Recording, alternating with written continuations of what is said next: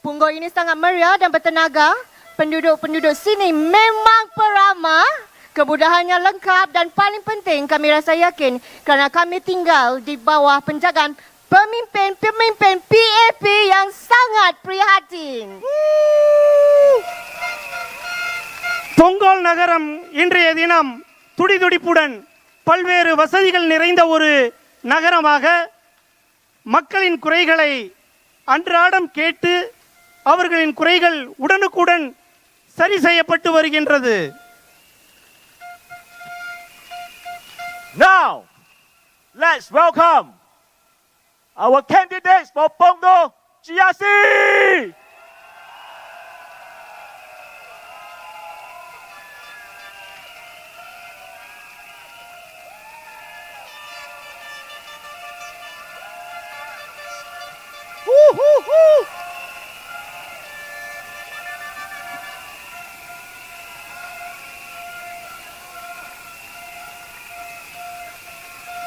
Let me introduce to you the candidates for tonight. Deputy Prime Minister Mr. Gan Kim Yong.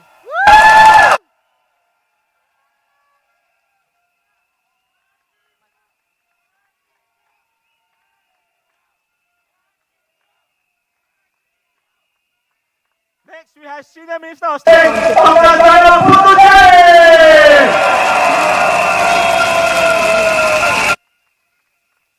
Next up, we have Minister of State, Ms. Sun She-ling.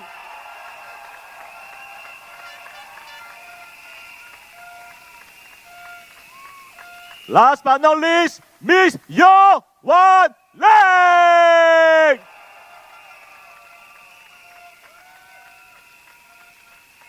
Joining us tonight, we have guest speaker, Minister Indranee Raja.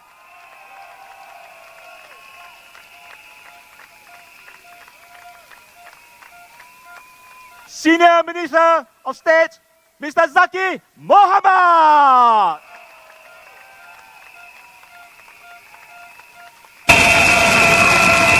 Making a very special appearance tonight, Mr. Lim Sing.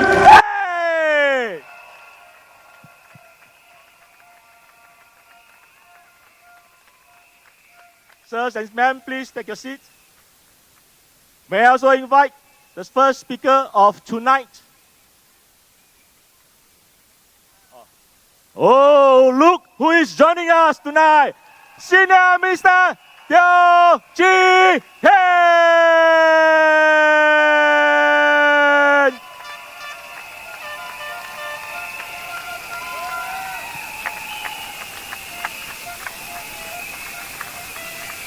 Thank you, sirs. Thank you, ma'ams.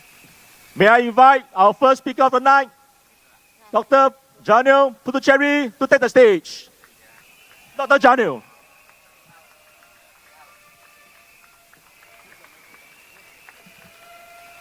Vanakkam, vanakkam, vanakkam. Selamat petang kawan-kawan. Daja wan shang hao.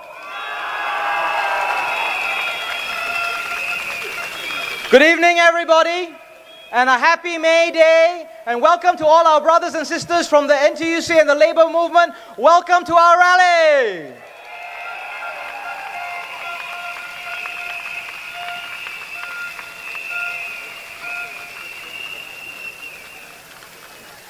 We've had a hard-fought campaign. And over that time, the last few days, we've met many residents, many of them coming to meet with us, share their stories, take photos, but also many of them with comments and messages that we listened very closely to, that we took to heart. One of the things that I saw was a queue forming for residents to take pictures with DPM Gan.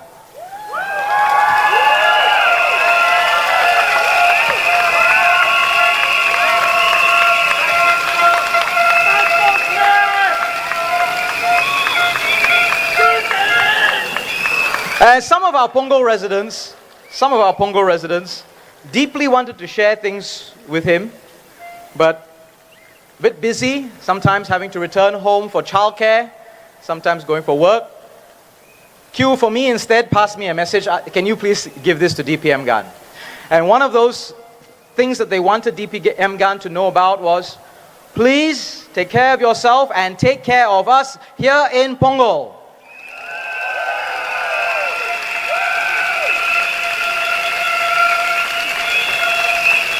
The residents also commented on our campaign. Our residents in Punggol, our Punggol voters, are discerning.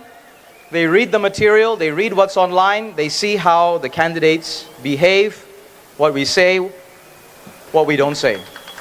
And residents that I met commented that our campaign, in a way, was quite remarkable. I remember in particular at the MRT station, some of you will know Exit A and Exit C. Every morning we're there, 6:30 until late at night. Sometimes we see the residents going to work, sometimes coming home. But sometimes we also see our opponents, our political opponents also there, doing what we are doing, campaigning, passing out leaflets, trying to engage residents, trying to persuade, please vote for us. And several residents mentioned how polite we all were. We're standing next to each other. They see us occasionally shaking hands, smiling at each other. Our politics in Singapore up until now has been peaceful, has been productive, has been polite. Our residents noticed this. And one even said to me, look, I don't know any other country where you'll see such peaceful coexistence. What you say, yes, but how you behave matters even more. And indeed, we try very hard to make sure that we're all on our best behavior. One of the things the residents have mentioned to me is that they have noticed that the PAP Punggol team, we have not engaged in negative campaigning. We're not going to make personal attacks. We haven't done. We're not going to be rude. We're not going to make jokes at the expense of other people.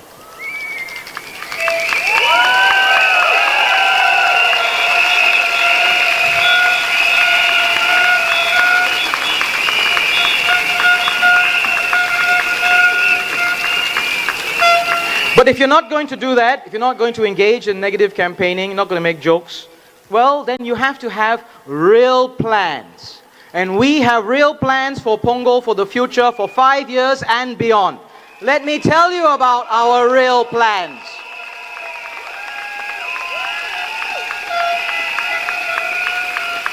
At the last rally, I explained to you how we think about these plans, how we develop them, all the things that we have done for the last few years. Let me tell you about what's coming in the future.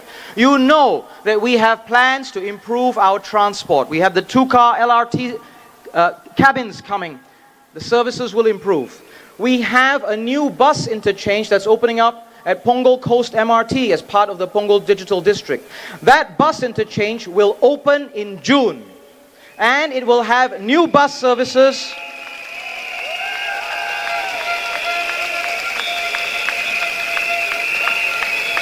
New bus services that will serve our residents, including those in the North Shore District. Our old bus interchange. Our residents know that we're having a new bus interchange. Many of them, very discerning, they say, I have lived so close to the old bus interchange, it's very handy. What's going to happen to it? Our old bus interchange will remain in operation. We are not closing it down. Punggol will have 2 bus interchanges, and the old bus interchange will remain in operation, and in the long term will be converted to a permanent interchange linking with 2 MRT lines, the Northeast line now and the new Cross Island line.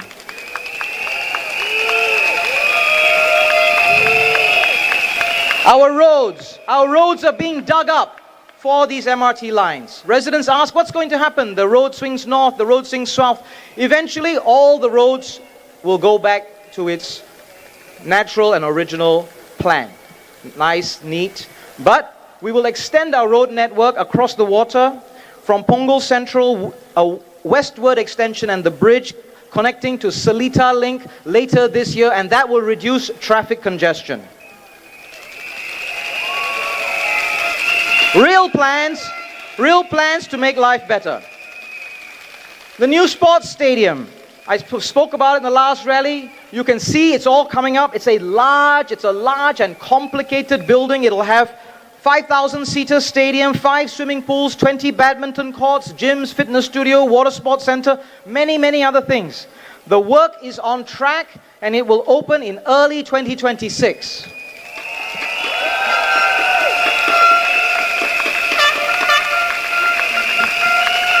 But we have to work to make it happen. We have to keep the project on track. We have to make sure that all of these things are working well and eventually deliver for our residents. We also hear from residents about the concerns around jobs. My colleague Ms. Yo Wan Ling will speak about that. But from the labor movement,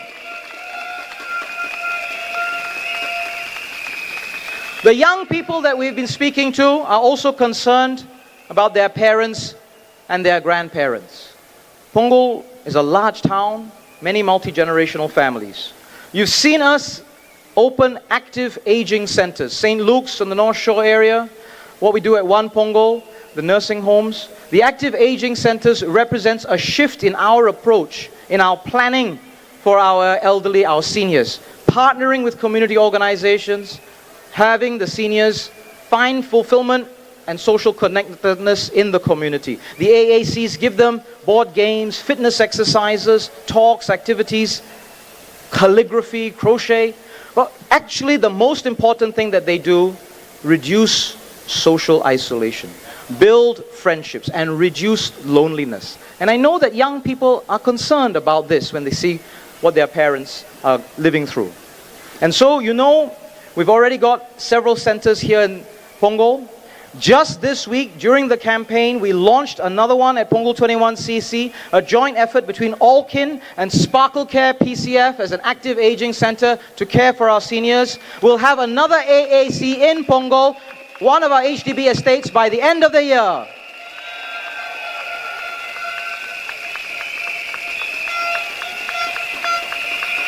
This is what we are doing. Identifying the needs of our residents, finding the solutions, bringing our partners together and lobbying government. That's how we got the AACs here, by lobbying and making the case that this is what we need here in Punggol. And occasionally we have to take action ourselves directly. Senior citizens corners within the estates. These are opportunities for community leaders to then build programs, to reach out, reduce loneliness, engage with our seniors. We already have 9, we'll be building many more over the years to come.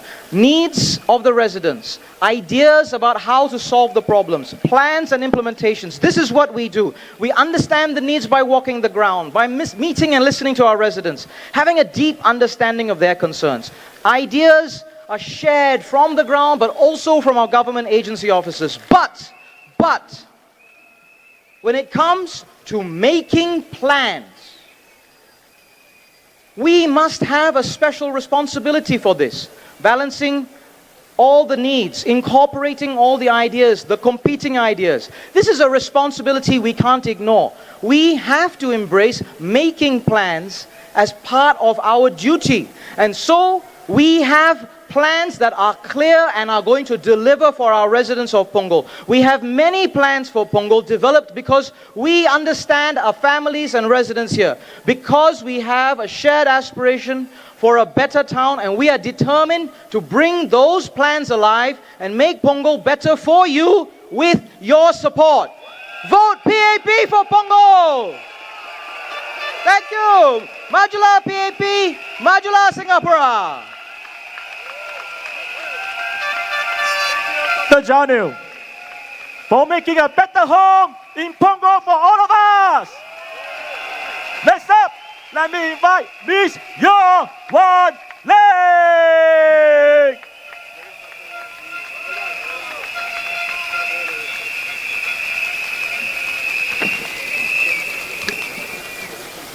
Punggol residents, union sisters and brothers, friends and supporters of the PAP, good evening, Wan Shang Hao, Selamat Patang, Inia Malay, Vanakkam, Tai Ke Ho.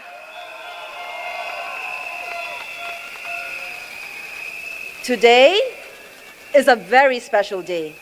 not only because it's the last day of campaigning for the Singapore GE2025, but it's also a very significant day for all workers and my sisters and brothers from the labor movement, many who are Punggol residents. Happy May Day, everyone!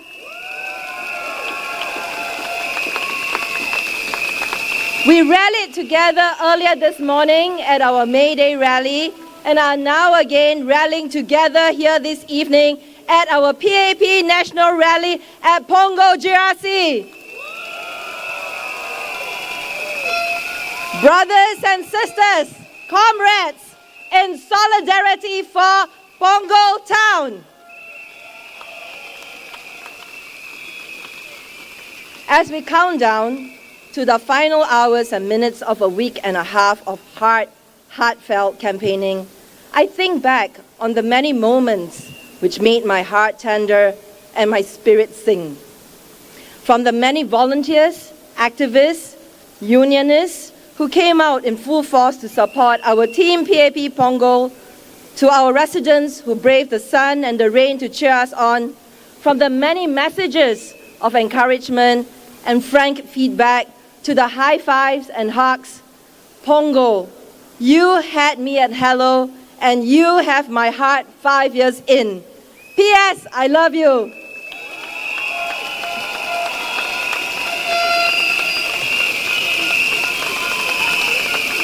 My dear Punggol residents, in the many moments I had with you, one was particularly thought-provoking. And it was a conversation I had at Waterway Point with a young couple, one of them a first-time voter. They asked me, with a steely gaze and a steady voice, why should we vote for the PAP? This is such a simple question, but it encapsulates, doesn't it, the reason why we are all here today. I thought about the aspirations and challenges our Punggol residents had entrusted me with over the years, and the very reasons why I continue to fight for this seat to serve our Punggol residents.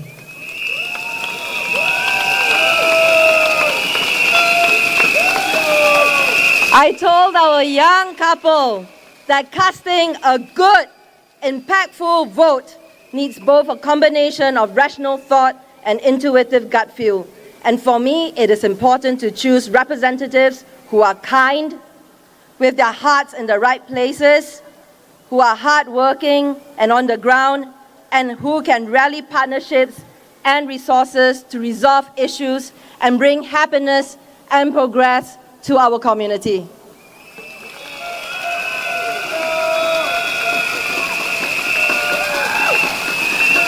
My Punggol residents know this. Every time I walk through our neighborhoods, whether at the Waterway, at our coffee shops, or during our community events, I'm reminded of why Punggol has a very special place in my heart. Every conversation we've shared has stayed with me. Your hopes, your concerns, your dreams for your children, these are not just passing stories. They drive me to work harder every day to dream of exciting new projects for our community and to bring in partners and supporters to make our lives energized and better. Earlier this morning, I was at the May Day rally. We reaffirmed our commitment to every worker in Singapore and to each and every one of you here in Punggol. I am talking about the dignity of every worker in Punggol, the security of every family in Punggol. Jobs are not just a number to me. They are your livelihoods, your children's future, the future of every Punggol child.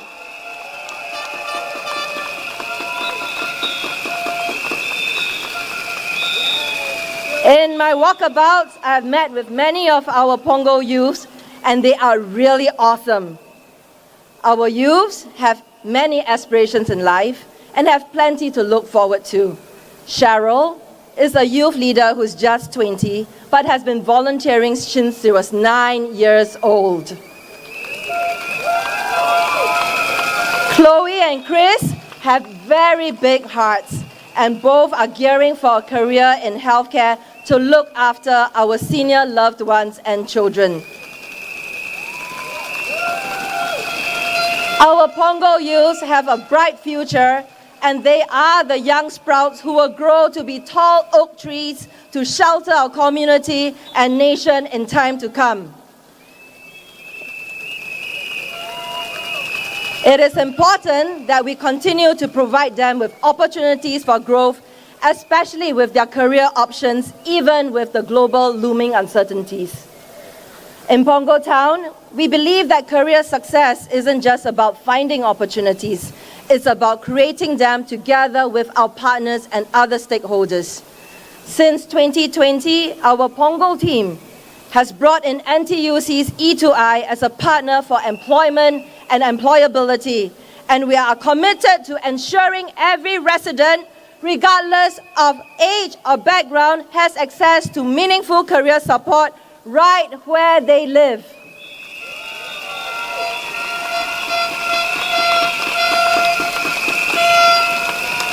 In 2024, our outreach efforts have engaged more than 800 Punggol residents who took the initiative to explore new career paths through this partnership, and I'm very happy to share that 180 of our Punggol residents were successfully placed through this partnership with the E2I and the NTUC.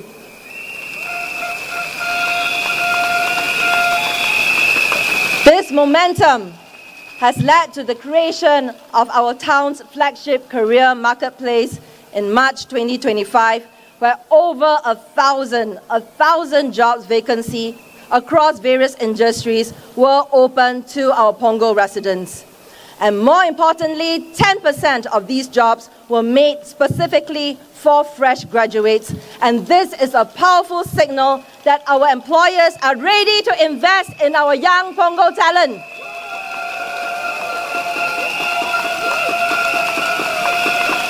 Beyond placements, Punggol's focus remains on building career resilience and future readiness, ensuring that all our residents are equipped not just for today's opportunities, but for tomorrow's challenges. A key enabler of this effort has been the opening of our One Punggol Service SG Centre in 2024, and this strengthens our career support within our township.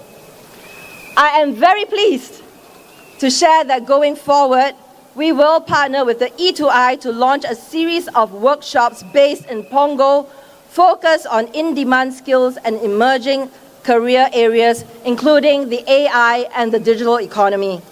And this will help our residents gain confidence to navigate our industry shifts with clarity.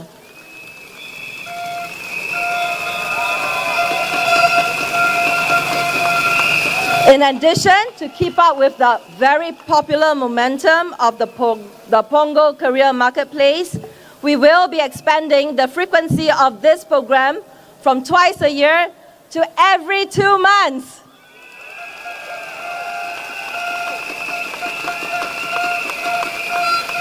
One of the key concerns raised by residents in Punggol is the need for meaningful opportunities for mid-career professionals who are looking for a change in careers. In response, our Punggol team has courted yet another partner to support our community, and that is the Singapore Institute of Technology on a first-ever program in lifestyle entrepreneurship.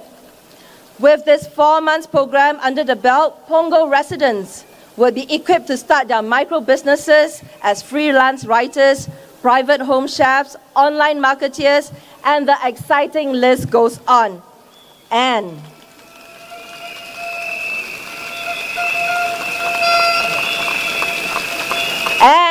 as an exciting and added Punggol surprise, this will also come with seed funding help from the Punggol Shores Merchants Association.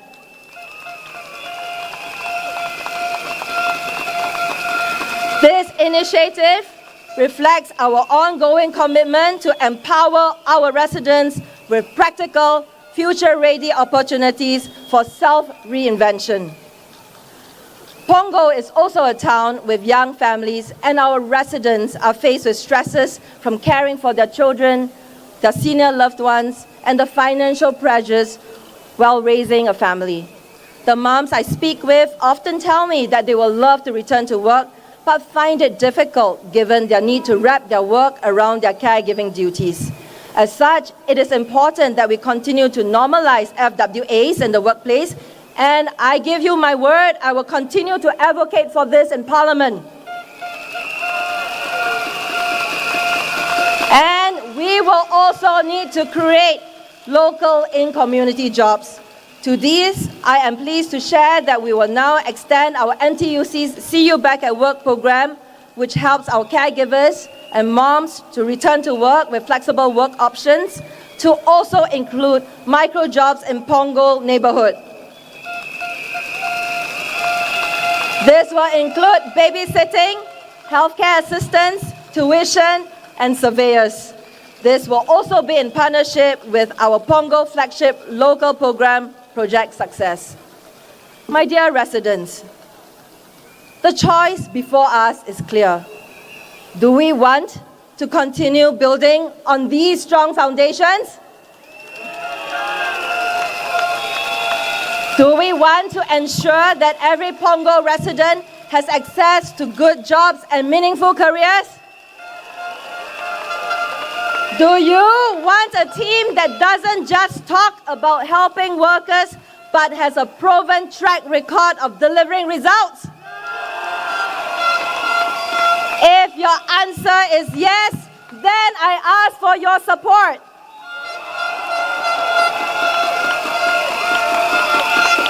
Vote for a team that understands that behind every job is a family, behind every paycheck is dignity, and behind every skills upgrade is a hope for a better tomorrow.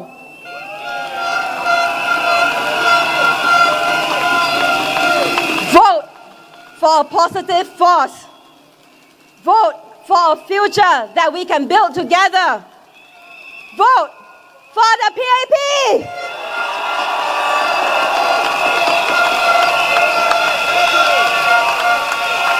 Thank you, Ms. Yeo Wan Ling. The choice is clear. Vote for PAP! Next up, may I invite Mr. Zaki Mohamad to take the stage.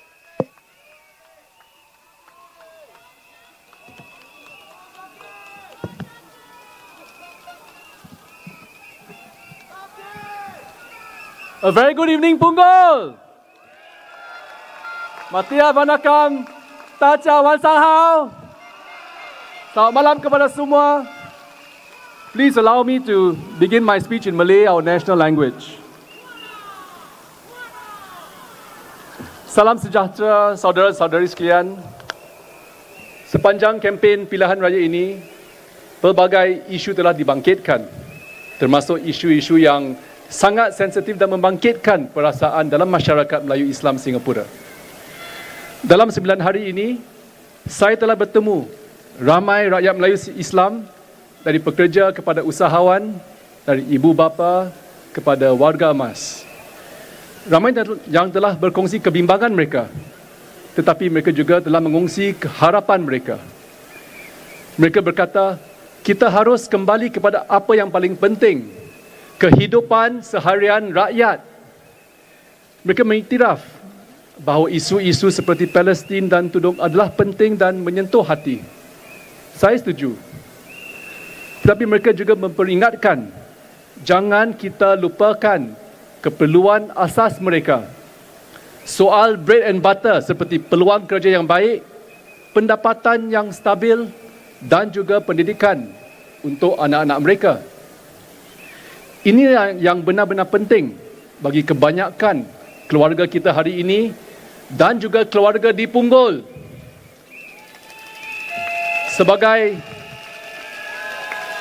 Sebagai pemerintah, tanggungjawab kita bukan sekadar mendengar atau memahami, tetapi untuk bertindak dan menghasilkan kemajuan yang nyata. Sebab itu kita tumpukan usaha secara konsisten dalam pendidikan, pembangunan kerjaya, memperkukuh institusi agama, dan juga bagaimana kita memperluaskan jaringan sokongan sosial supaya masyarakat Melayu Islam kita akan terus mara ke hadapan tanpa ada yang tercicir.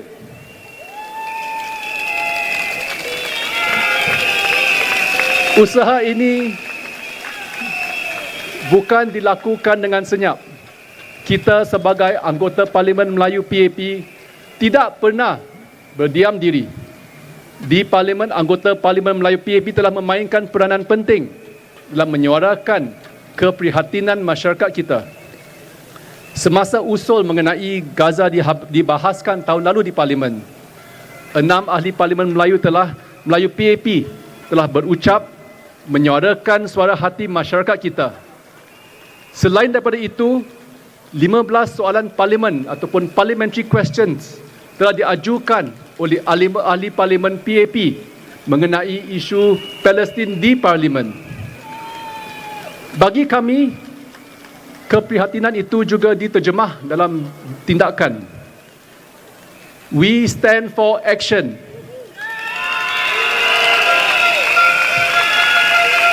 Jadi saya melalui peranan saya di MINDEF menyokong misi airdrop kita oleh RSAF di Gaza, penghantaran bantuan kemanusiaan ke Gaza, dan baru-baru ini usaha Asia menjalankan operasi membantu pesakit Gaza di Mesir.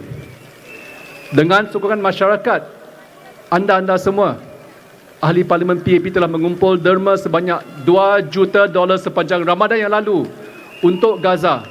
Sebahagian daripada pengumpulan 15 juta bagi RLAF. Jadi keprihatinan kami bukan sekadar suara, tetapi disusuli tindakan nyata. That's because people, we action, and we are People's Action Party.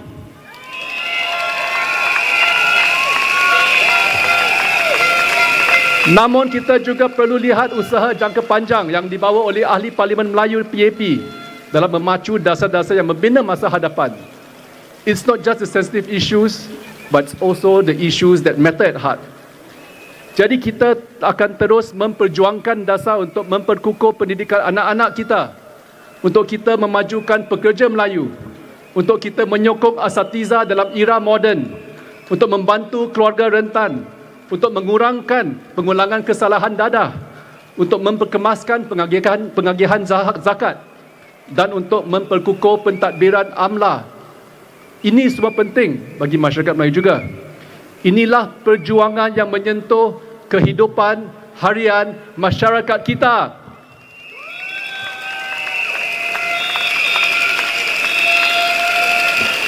Dan hasilnya kita boleh lihat dan rasai hari ini. Dalam bidang pendidikan, kita lihat kemajuan yang memerangsangkan. Pada tahun 2010, hanya 30% belia Melayu mempunyai kelayakan pos menengah. Hari ini jumlahnya hampir 50%.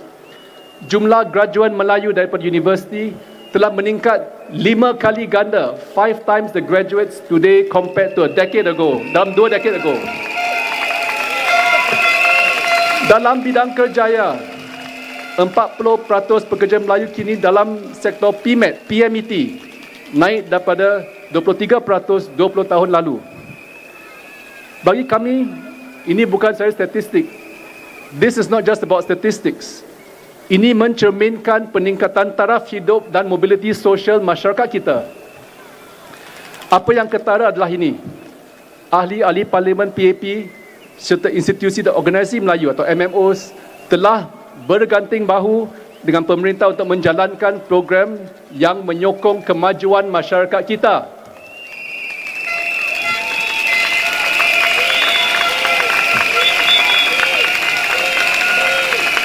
Jadi hari ini lebih 25,000.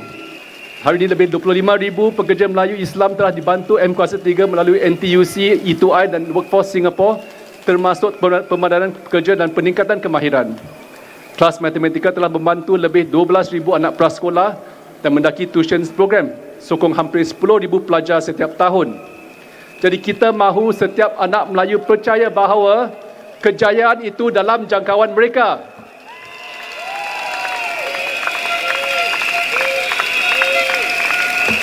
Dalam bidang agama dan warisan, banyak juga kita telah capai dan kita akan terus berusaha untuk membawa umat Islam ke hadapan. Pentadbiran amla kini lebih mantap. Kita telah melancarkan wakaf masyarakat Singapura untuk menjamin kelestarian madrasah dan masjid kita, dan yang paling membanggakan, Sekolah Pengajian Islam Singapura SCIS akan dibuka menjelang 2028. SCIS bukan hanya sekadar sekolah, ia bakal melahirkan asatiza dan pemimpin sosial yang progresif yang bersedia membimbing umat Islam Singapura dalam dunia moden yang kompleks. Ini menjadikan Singapura satu contoh rujukan dalam pendidikan Islam yang maju dan inklusif. Saudara dan saudari, apabila kita melihat kemajuan kita bersama, kita boleh berbangga. Kita telah berbangkit dan maju bersama. Tetapi perjalanan ini belum selesai. Kita ingin melangkah ke hadapan dengan visi yang lebih mantap untuk menjadi masyarakat Melayu Islam yang yakin, yang berjaya dan yang bersatu.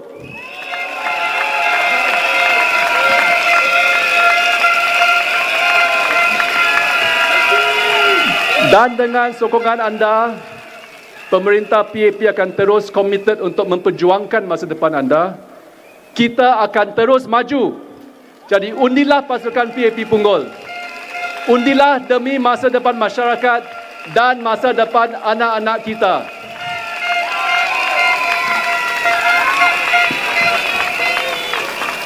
Good evening, friends from Punggol and fellow Singaporeans. I gave it some thought on how best to begin this speech without mentioning task force men. It was tough. I tell you, it was tough. I see your banners and posters here. But let's be honest, that's exactly what DPM Gun Kim Yong is. He undertakes the task and he delivers. That's him. That's the man I know for the last 20 years.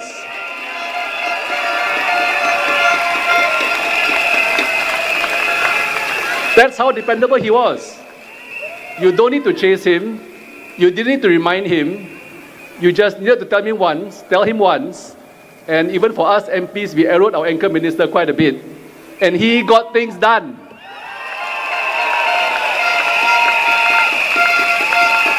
He makes the effort to go the extra mile. He looks for solutions. And even when there are policy constraints, he'd find a way. But more than that, he cared. Not in the showy headline-grabbing way, but in the quiet, steady way that really matters.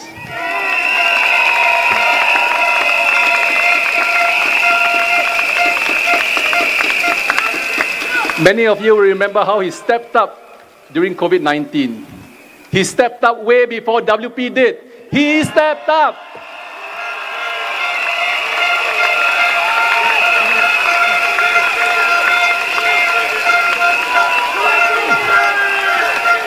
But the difference is that he is calm, he is steady, he is kind, he is reassuring. He didn't seek the spotlight, but he anchored the whole effort, guiding two younger ministers through one of the toughest moments in our history. One of them is now a Prime Minister who has since proven his mettle on leading Singapore. The other Minister, Ong Ye Kung, is now firmly leading the Ministry of Health. And that's leadership, not just about managing crisis, but he also brings out the best in others. That is leadership, my friends. DPM Gun also brings something we talk about a lot, diversity in government leadership. He came from the private sector, a former CEO at Net Steel. Now, this diverse experience matters. I've seen him in cabinet, the clarity in which he understands business, the economy, and investors' concerns. He's played a key role in key projects like the Singapore-Johor SEZ, making sure that they are not just big announcements, but that they deliver real benefits, business opportunities, and progress for Singapore.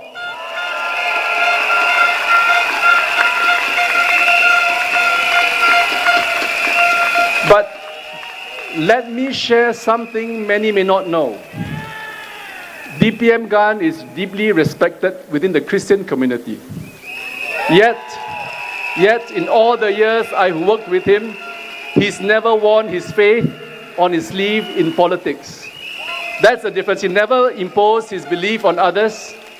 Instead, he's shown a deep commitment to all communities. He's quietly raised funds for causes in the Malay and Indian communities. He supported minority initiatives, never for credit, always out of belief in uniting people, in cohesion, and in what it means to be one people.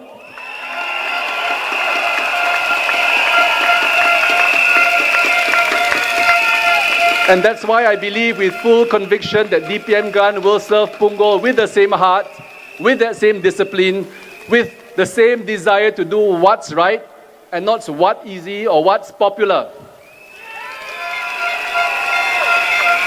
So if you're wondering who can tackle the big task ahead, rising costs, job security, community growth, this is your man.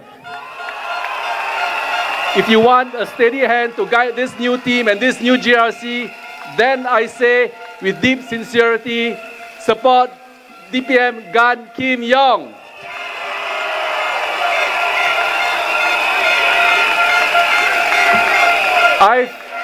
I've called him Chief as a nickname for 20 years. If I had to go into any battle in stormy weather or clear skies, I'd follow the Chief without hesitation because I know DPM GAN will always put Singapore and Singaporeans first.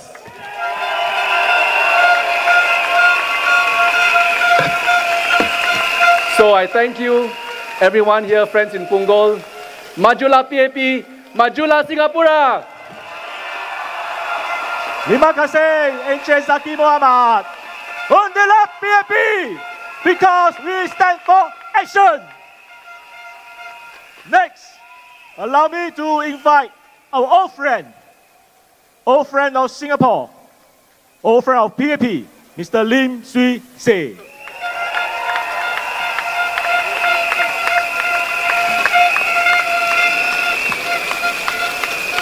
Dear residents of Punggol, my dear brothers and sisters from the labor movement, my fellow Singaporean, good evening.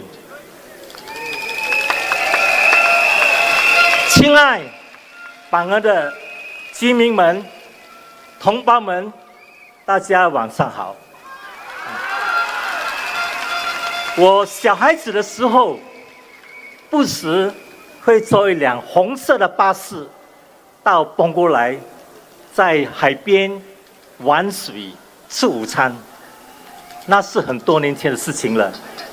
你也是很好呀。看到今天的榜鹅，很让我感到很惊叹。榜鹅改变了，而且不只是改变，是翻天覆地的大改变。所以我很为你们高兴，也很为你们骄傲。其实除了榜鹅之外，全新加坡多年来也是有大改变、大进步。我年轻的时候到英国念书，一到了英国学校里，英国人就问我 ，Lim， 当然是用英语啦，不是华语啦哦 ，Lim， 你从哪里来？啊 ，Lim， 乐罗迪国来，乐是迪国来。我说新加坡，他们的回复是新加坡在哪里？没有听过啊，新加坡落地个没听过。我听了很失望。有一天，有一个英国的学生叫 John， 我还记他名字，问我一样的问题，我给他一样的答案。他听到我说我是新加坡来的，他说。哦，新加坡，我想喝水了。最终碰到一个英国人，知道新加坡在哪里，我很高兴。9个月后，夏天到了，学校要放长假，学生们准备回家度假。John 看到我，他说 ：“Lim， 你什么时候要去日本？”我说我为什么要去日本？他说日本不是你的家吗？新加坡不是在日本吗？对啊。所以坦白说，1973年那个时候，全世界，包括英国，包括很多国家，没有听过新加坡，不知道新加坡在哪里，也不知道我们是个怎样的国家。今天，不单只是英国，全球各地的国家，全球各地的人民，都懂得新加坡在哪里。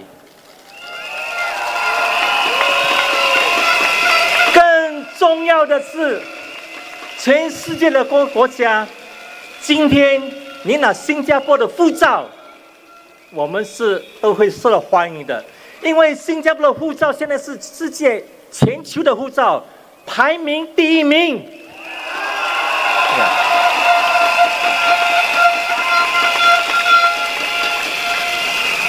所以，作为新加坡人，我们每一个人都可以引以为荣。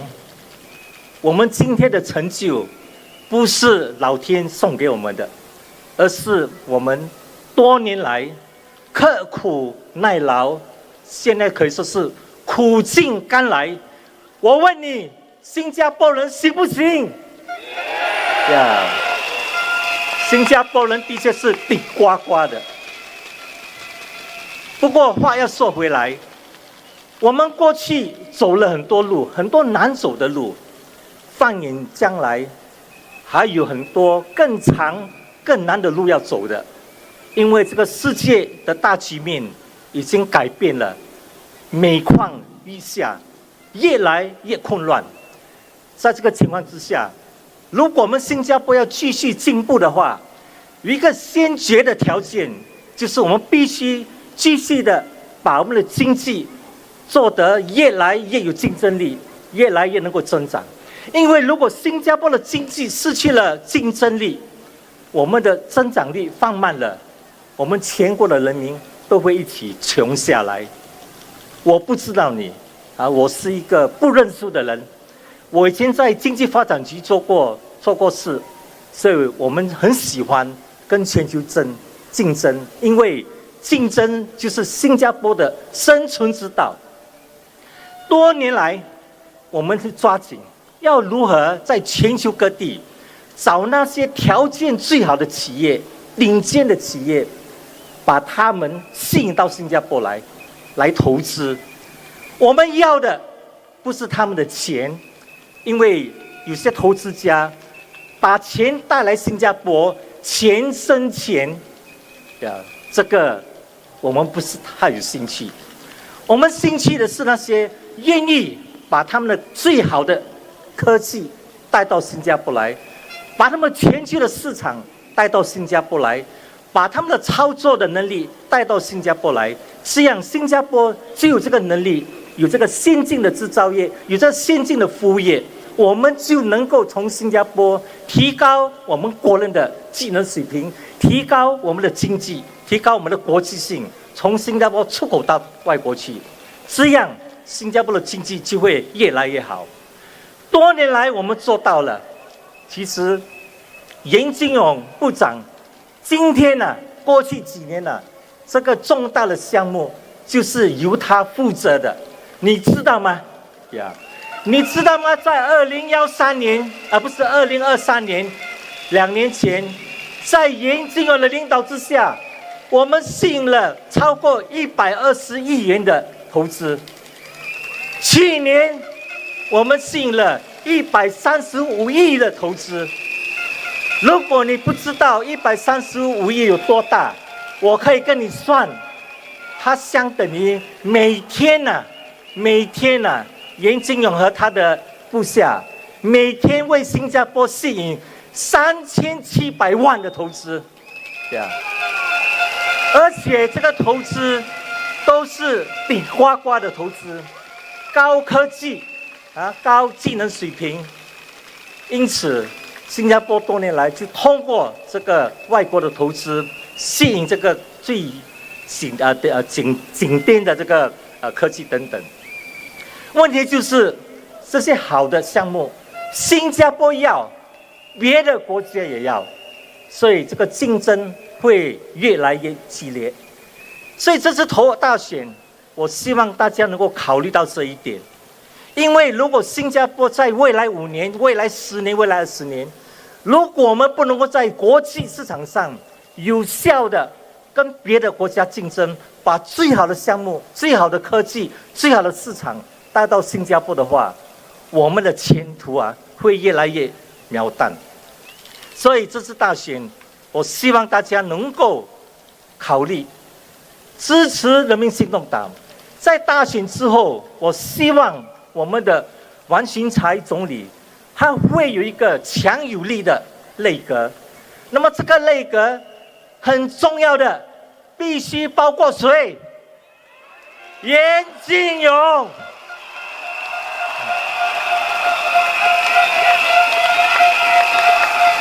所以后天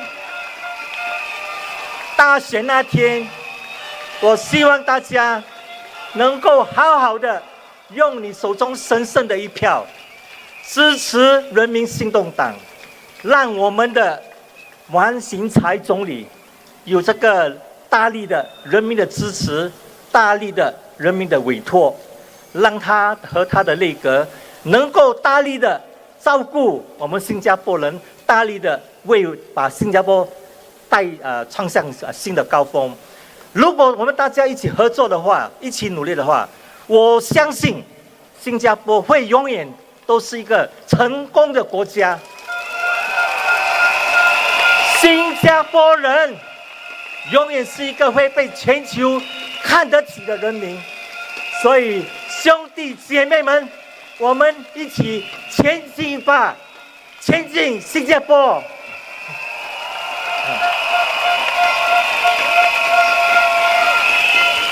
My dear residents,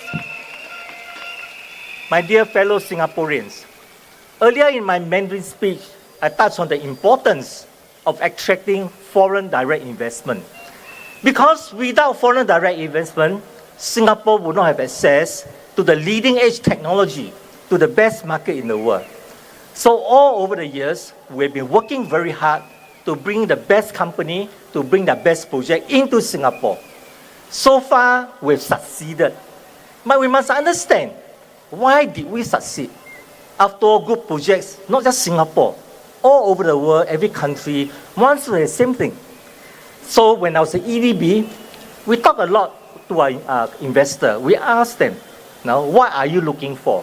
And when they come to Singapore, we ask them, why did you decide on Singapore? Because we think it's important to understand this so that we can keep repeating our success. So once, a company wanted to put a very big investment, about $500 million US, somewhere in the world. Finally, they decided on Singapore. So our political leader asked the chairman of this company, can you please tell me, how did you come to decide on Singapore? And the gentleman said, well, my projects, I classified them as small, medium, and large. Small project, anywhere is fine. There must be at least 20, 30 countries or locations in the world. I can put them. It doesn't matter where. After all, small project. Medium-sized project, maybe only 10 or maybe 7, but never more than 10. But for an important project, a project that will affect the long-term survival of the company, not more than 5. And our leader asked, not more than 5. Then why is that Singapore, as a small country, why are we one of the 5? And in fact, we were the number 1 of the 5. And the chairman told our leader, he said, I tell you very frankly, first, we asked, can this location, does it have the capability to do the work? He said, for Singapore, answer is yes. But many countries, all the 5 locations got a tick. Second, does Singapore have the capacity, the land, the water, the manpower, and so on, to enable to grow and to expand? He said, Singapore, tick yes. But to be frank, all the other 4 also got a tick. Then finally come to the third tick. He said, this investment will take my company at least 10 years to reach full potential. At least 15 years to recover our investment. At least 20 years for us to make money. So in other words, the third thing we are looking for is whether this location has got policy stability, has got political stability. Because anywhere they went, whenever they change of government or the government become weaker, under pressure in the parliament, they start to change policy. All right, so that affects their long-term investment. And he told our political leader, he said, Singapore of the 5, come to the third thing. You rank number 1. So tonight, I want to appeal to you and to my fellow Singaporeans all over. This general election is not just about PAP versus Workers' Party and so on. 9 days will be over. But at the end of the 9 days, when the result is out, do we know our Prime Minister, Lawrence Wong, do we know what kind of mandate will he get from Singaporean? Will it be a strong mandate or will it be a weak mandate? Do we know who will be in his cabinet? Will Gan Kim Yong be there? Will many of our capable ministers, will they be in there? Or Prime Minister may have to form a new cabinet without some of his key left hand, right hand, and end up having no hand. I'm concerned because if our 4G leader doesn't receive a strong mandate of Singapore, the chairman that I talk about of this global company, in future, he and other chairmen of the world, when they decide to place their most important investment, first thing okay, second thing okay, came to the third thing, political stability, policy stability, what will happen? It may become our previous stick in the past, may become a question mark. And when it becomes a question mark, what will happen to Singaporean? What will happen to our job? What will happen to our future and so on? So, brothers and sisters, every G is important, but this one is especially important. It will determine our future, the future of our children, the future of grandchildren for the next 10, 15 years, and 20 years and beyond. It will determine whether Singapore will have a strong 4G leadership and at the same time whether Singapore will be able to nurture a strong 5G leadership. So all of us are in the same boat, and I appeal to you that tomorrow, cooling day, sit back, relax, and think through what is at stake. And hopefully on the 3rd of May, hopefully enough of us, more of us, the more the better, will decide to make the right choice so that we can march forward together. Majulah Singapura!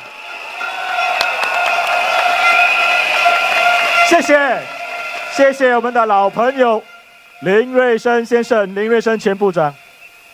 Next up, please join me to give the warmest welcome to Minister Indranee Rajah.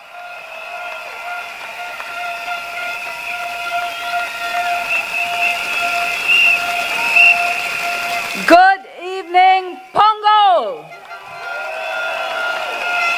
I am here this evening for the same reason you are, which is to support our PAP Punggol team.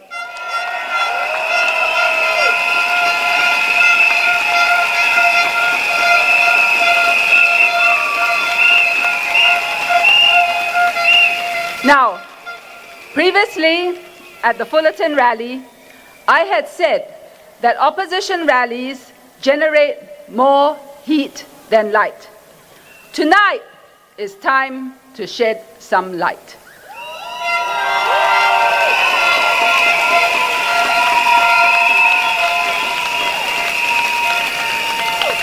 Recently, WP, the Workers' Party, has been making a big hoo-ha about how, in Parliament, once they voted in favor of a constitutional amendment to make up the numbers. You know, for that constitutional amendment, it was straightforward. There was no reason for them not to have voted against it. It was not controversial, and they had every reason to vote in favor of it. But, there is another amendment. There's another amendment that they didn't tell you about. And I want to tell you about that today. These two amendments were the repeal of Section 377A and the constitutional amendment to introduce a new Article 156 to protect the definition of marriage as a union between man and woman against legal challenge. Now, let me just give you a bit of background on this so that you understand the issue and why it's important. For Section 377A, there was a time that we did not repeal it, but many requests were made, and eventually it was decided that now enough people have felt that the acts which under that section should not be a crime. Whether religiously, morally, you agree with them is a different thing, but it need not be a crime. But the other more significant thing was this. There was a risk that the court would strike down 377A in the future, and there was a then recent Court of Appeal judgment which hinted that in the event of a future constitutional challenge, Section 377A could be struck down. Now, if that were to happen, it would open up the definition of marriage as a union between man and woman to challenge, which could also have a knock-on effect on our social policies. So, the government moved to do two things. One, to repeal Section 377A, but two, to make a constitutional amendment to introduce a new article to protect the current definition of marriage as a union between man and woman against a legal challenge, but we also left open the door to allow future governments to amend the definition of marriage by simple majority so as not to unduly restrict or prevent future generations and a future government from deciding this issue. Now, when it came to voting, the PAP did not lift the whip. And as a result, the repeal and the amendments to the Constitution were carried. The Workers' Party, on the other hand, made a big deal of the fact that they were lifting their whip, and their voting was all over the place. On Section 377A repeal, 5 supported, 2 opposed. 1 was absent, but he said he was ill. Then on the constitutional amendment, 6 supported, 2 abstained, and they had 1 that was absent. Now, you need to understand the impact of this if the PAP had taken the same approach. Because under the WP approach, it was anybody can vote as they like. There was no leadership. There was no party position. It was a political calculation to be all things to all people. They certainly had many alternative voices, but no party position. And they had the luxury of voting this way only because the PAP had not lifted the whip and we carried the motions. Now, if the PAP had taken a similar approach and we had lifted the whip, and if the repeal and or the amendments were not carried, this is what would have happened or could have happened. Section 377A could have been struck down, and the current definition of marriage as a union between a man and a woman would have been at risk, open to legal challenge, with the possibility that it could be struck down. It would have led to polarization and a clash between the different groups, because this was an issue on which people have strong feelings and strong views. Some from a moral viewpoint, some from a religious viewpoint, whatever it is, but they had very strong views. And if we had not been able to carry these motions, you would have had that polarization. There would have been an adversarial process, and a social issue which should be decided by the people and Parliament would have ended up being decided by the courts instead. And that would have been very, very stressful and put a lot of strains on our society. The PAP's approach kept things in balance. It achieved a new equilibrium, and it took into account the views from both sides. It provided leadership, but most of all, it took courage. It took courage because there was a lot of pressure at that time from many sides. But we had to steer that course, and it would have been so easy to go the WP route, but we did not, because we believe in preserving our society, in having unity, taking into account everybody's considerations, but trying to create that space where we can all live together and have some accommodation. So I would ask those to whom these issues matter to reflect on this. When it came to the crunch, on a delicate and potentially very contentious matter, WP bailed. Political leadership requires courage, not expedience. And the PAP is a government that governs on principle, not expedience.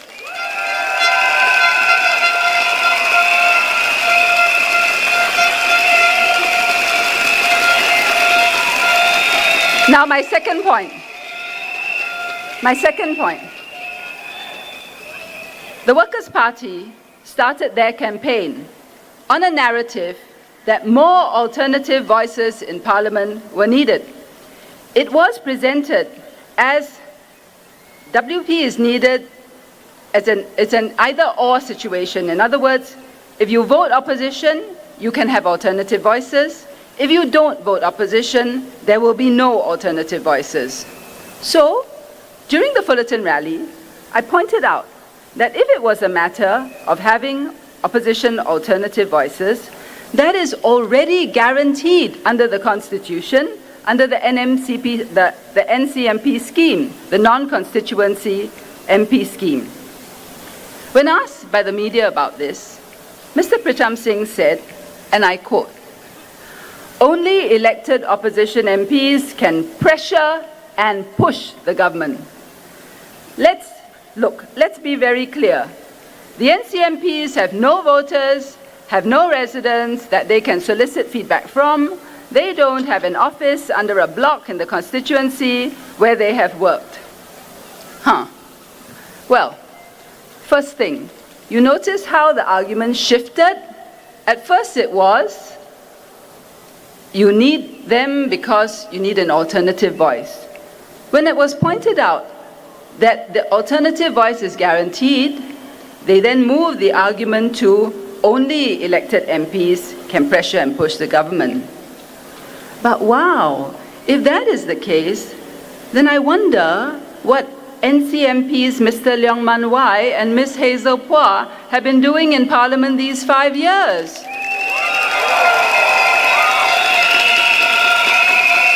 They are both NCMPs.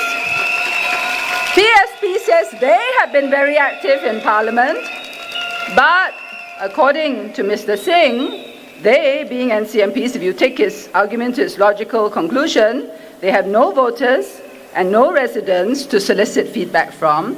So I wonder how they have been raising all the things they say is based on ground feedback. And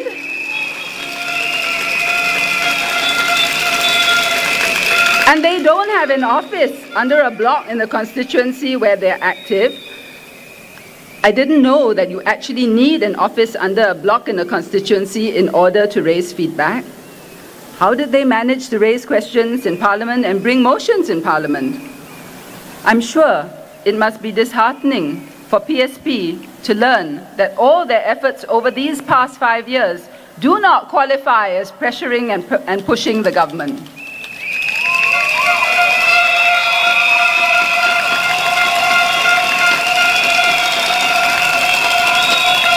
And NCMPs, by the way, are also elected. It's just that they are elected by the minority of votes. And of course, you have to wonder why, if what Mr. Singh says is correct, why is it that the Workers' Party was only too happy to accept NCMP positions before they became elected constituency MPs. Ms. Sylvia Lim, NCMP in 2006. Mr. Yee Zhenjiang, Mr. Gerald Giam, all NCMPs. They had no residents and no voters then. I wonder how they managed to raise issues. And I'm surprised to learn that all the time that they were NCMPs, they were not pushing or pressuring government, and only their parliamentary colleagues with constituency seats were. So I ask you, Punggol, I ask you that when Workers' Party makes these smooth statements, examine them. Examine them, because when you probe deeper, when you look at what they say, you may find that they don't hold up.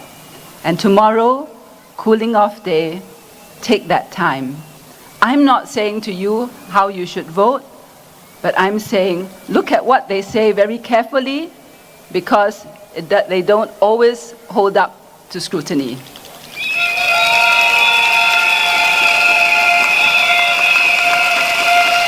Now the last point I want to make, and I will be quick on this, but it is an important point. Gan Kim Yong.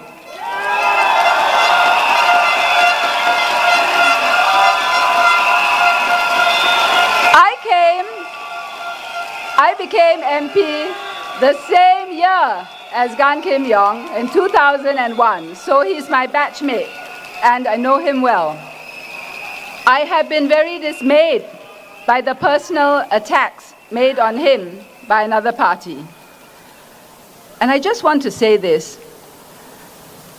Mr. Gan Kim Yong was the health minister at the height of COVID. At that time, in our darkest hour of the pandemic, he was the one who was there with a steady hand, steering MOH and steering the country through all the medical aspects of it. And please don't get me wrong, because I know that there were many other people involved in helping to battle the pandemic. But unlike some others, Mr. Gan Kim Yong doesn't claim credit for everything.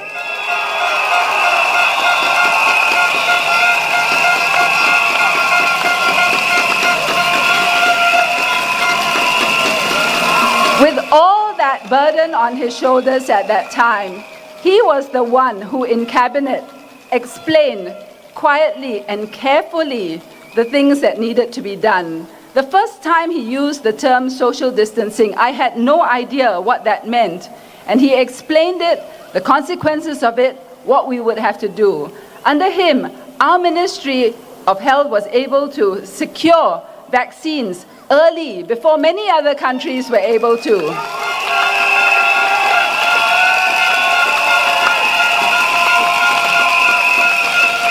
Under his guidance, we made sure we had protective equipment for our medical workers. And many of you would have had vaccines. You would have had your parents, your grandparents who needed vaccines, who needed help. And many of you had appeals which you sent to your MPs. And the difficult appeals we sent to him. And he helped.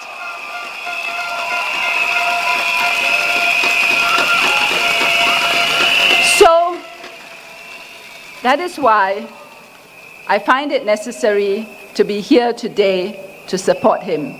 He's not flashy. He doesn't give you smooth words. He's not glib. He doesn't say all sorts of things that sound good and don't mean a lot. But he gets things done.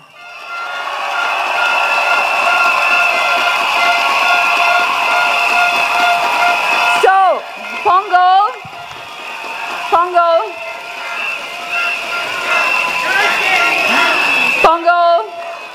I'm going to ask you, who is the task force man?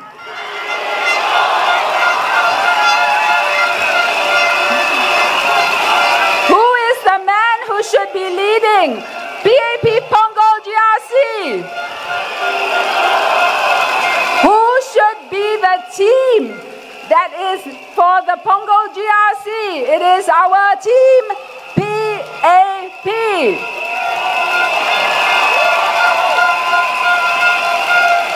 So, when Saturday comes, you know who to vote for. Majula PAP, Majula Singapura.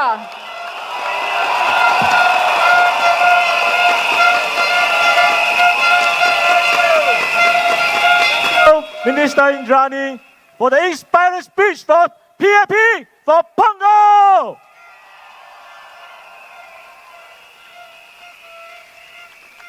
Next up, I need your full attention. I need your full attention because our special guest of honor, Prime Minister Lawrence Wong.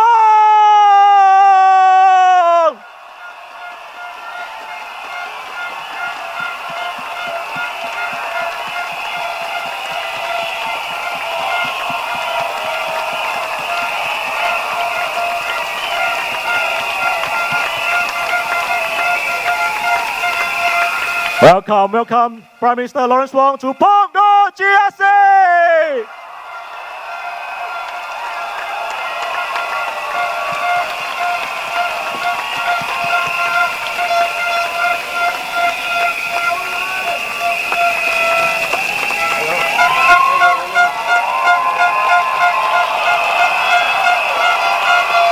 Thank you, Prime Minister.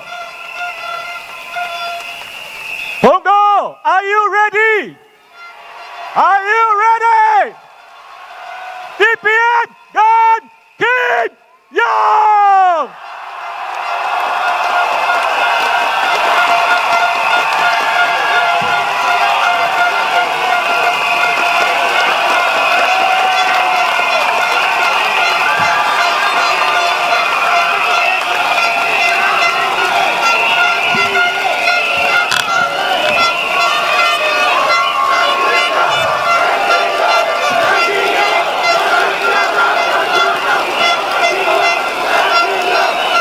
Residents and friends of Punggol, it's me again.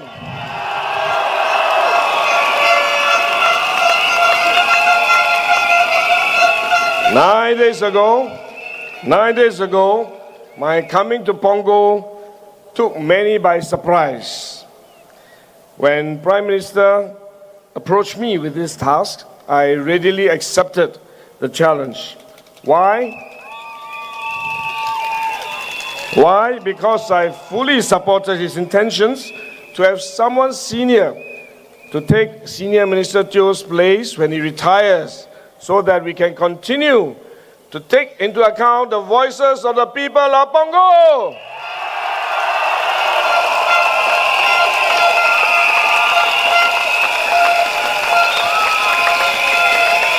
Over the last 9 days, I've seen for myself how amazing Punggol is. Punggol is now one of the most sought after residential areas.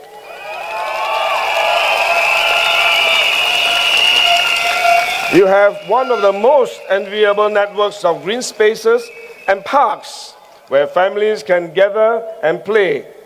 Coney Island, just a stone throw away.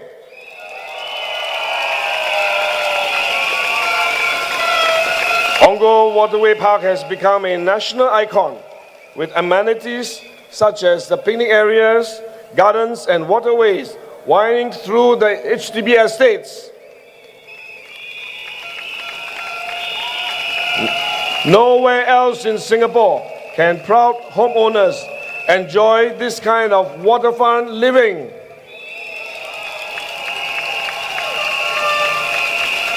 The Punggol Digital District, the PDD, has created over 28,000 jobs and continues to be a testbed for new and emerging technologies.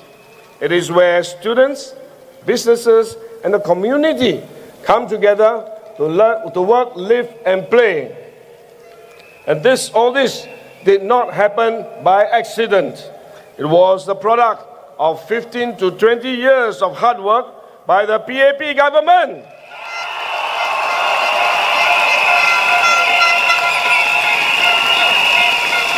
This was the vision of 2 prime ministers and many ministers of national development that worked together to create this vision for Punggol.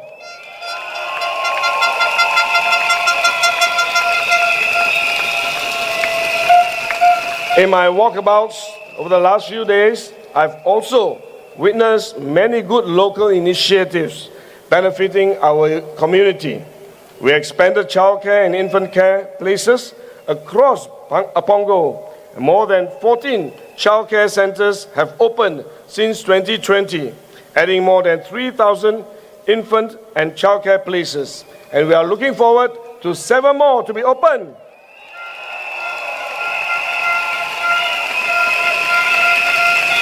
Youth and seniors have also benefited from many initiatives started by Wan Ling, like the Positivity Pizza movement and the free health talks at our coffee shops. Residents told me they love the amenities at One Punggol, which Janil oversees. You also enjoy the many recreational spaces like the linear parks and rooftop gardens, with more to come. And you have the biggest public library in the whole of Singapore.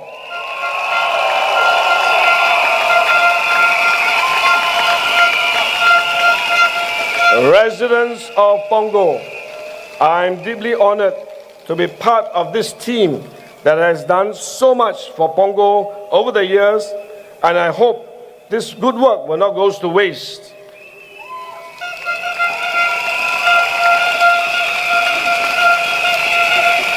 But there is certain more that we can do together to make Punggol an even better place to work, live and play.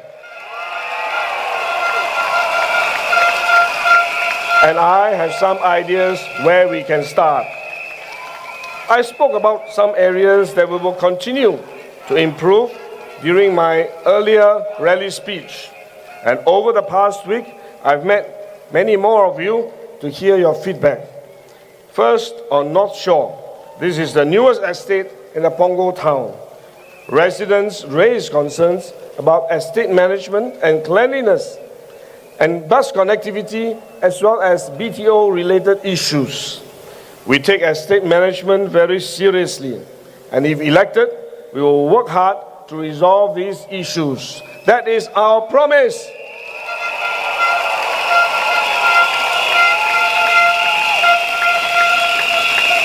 I have announced earlier that if we are given the chance to continue serving here, Xue Ling will chair the new Punggol Town Council to oversee this effort.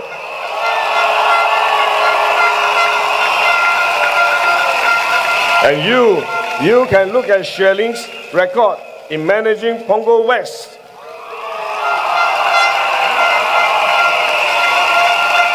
I'm confident that she will be an effective and excellent chairman for the town council.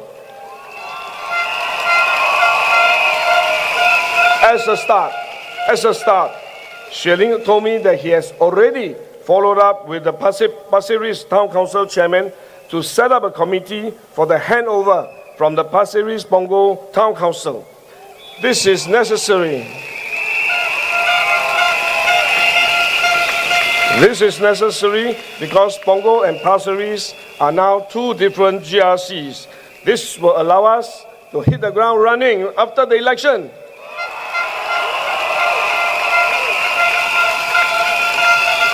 Of course, our town council will not just look after North Shore, but the whole of Punggol.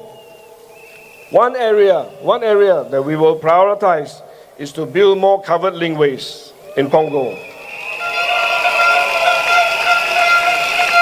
Residents have consistently shared with me that they would like to see a more comprehensive network of covered linkways so that it is more convenient for Punggol residents to commute from one point to another, especially during bad weather. One particular request is to provide sheltered linkway for our young students such as at the North Shore Primary School, which I visited just a few days ago. I assure you that this is something we will focus on. We will work with the new Town Council and relevant agencies to draw up a comprehensive plan for our connectivity as well as our covered linkway so that we can help you to be as connected as possible while protecting you from the weather.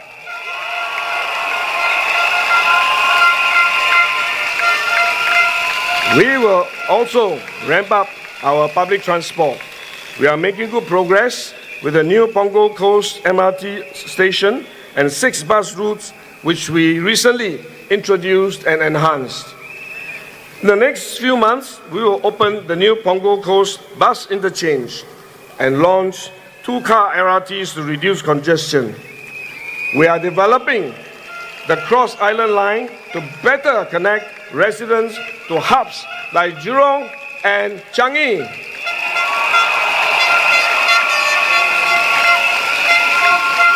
Punggol is still growing, and as Punggol continues to develop, we will study how to serve our town better with improved amenities, connectivity, and safety. Some of you also worry about the frequent turnover of food stalls, especially in the North Shore Plaza, and share that you would like to see more retail and F&B outlets and options in your neighborhood. The upcoming Punggol Coast Hawker Centre opening in July will provide more options for you.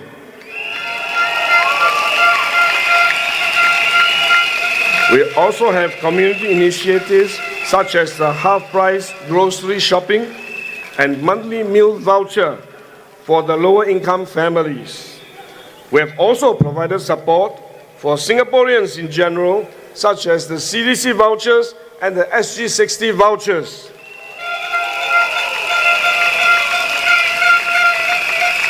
Singaporeans can receive $800 in CDC vouchers for FY 2025 and either $600 or $800 in SG60 vouchers. A family of 4 with 2 elderly aged above 60 and 2 younger adult children will receive 3,600 of CDC and SG60 vouchers in total.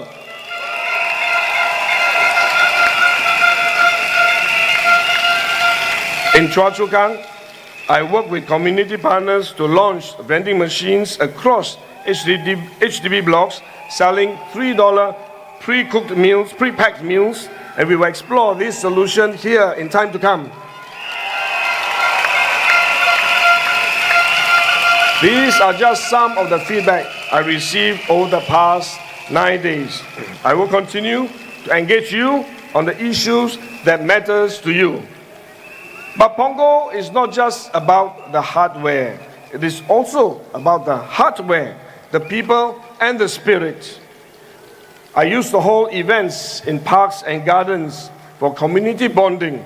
For instance, we would have music, we would have performances to showcase our local baskets, and we also have farmers markets to support our local farmers.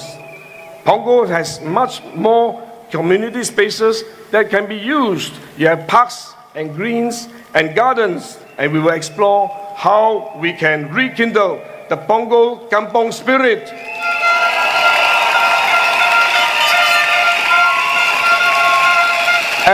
As part of our Kampong spirit, we must also remember those around us who are more needy and needs more help.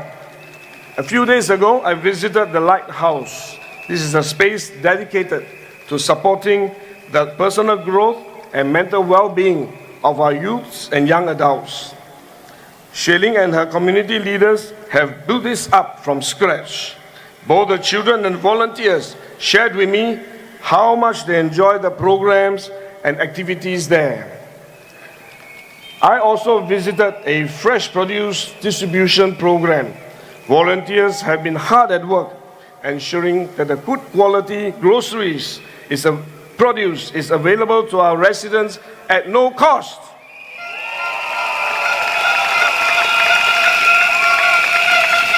About 400 families benefited from this initiative every month.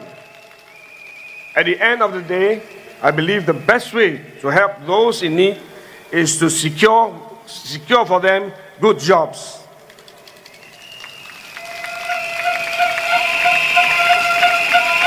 Wan Ling has been actively championing workers' issues in Parliament and bringing job fairs to Punggol residents.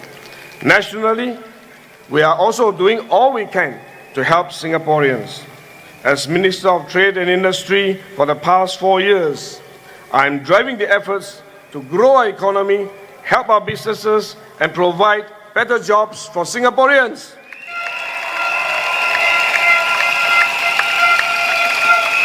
It has not been easy surviving the COVID-19 pandemic, weathering a period of high inflation and global supply chain disruptions, and now the most recent US tariffs.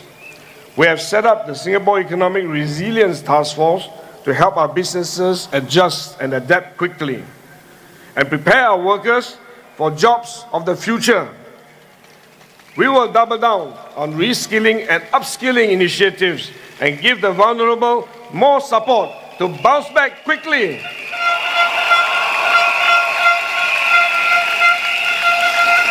We want to do more to support our Punggol families. Some of you worry because you have elderly parents to take care of. This is a concern that many Singaporeans have, especially among our younger families. We know this, and you are not alone.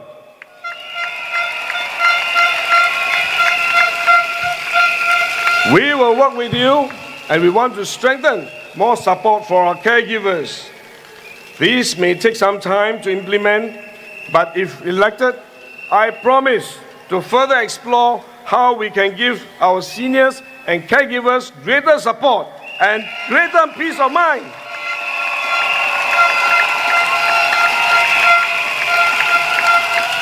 Let me end on a personal note. I know some have been whispering on the ground, Gan Kim Yong already 66. And he's DPM and task force man. He has to look after our economy and trade. So where got time for Punggol residents? Let me say this. I've been in politics for almost 25 years now.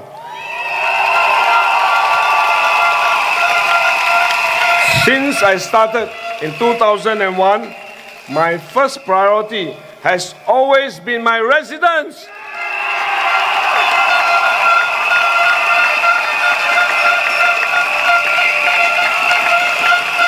I can only be a minister if I am an MP.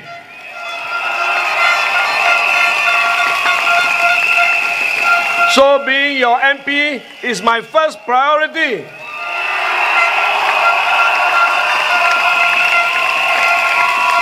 Yes, I'm task force man. I have many tasks, but none more important than the task of looking after you.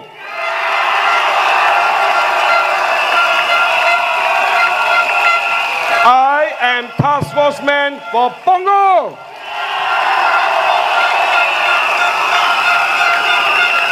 I hope you will give me and my team an opportunity to serve you for another 5 years. We will work as a team to take care of Punggol and every one of you. Let me say a few words in Mandarin. 亲爱的榜鹅居民们，亲爱的新加坡同胞，大家好。9天前我来到榜鹅的时候，很多人都感到意外。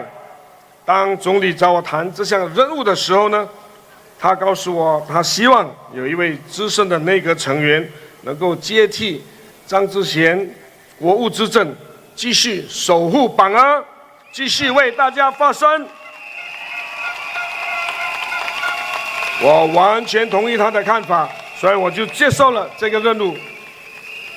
在过去的9天里面，我亲自走访榜鹅许多的地方，亲眼见证这个新政的活力，也感受到居民们的热情和信任。今年的榜鹅已经是全新加坡最受欢迎的住宅区之一。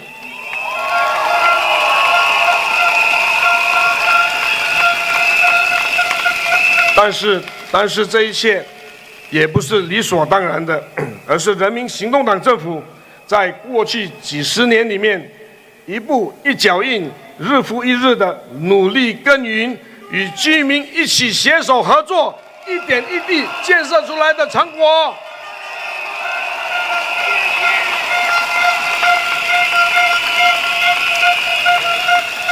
我希望我们大家能够接手我们努力得来的这一切的成果。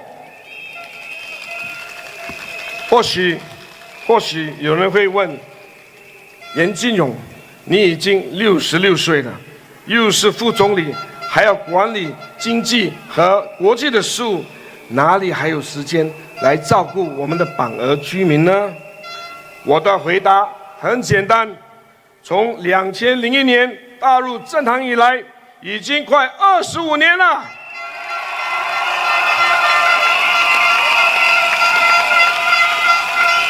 这25年来的每一天，我始终都记得一件事：居民的需要永远排在第一位。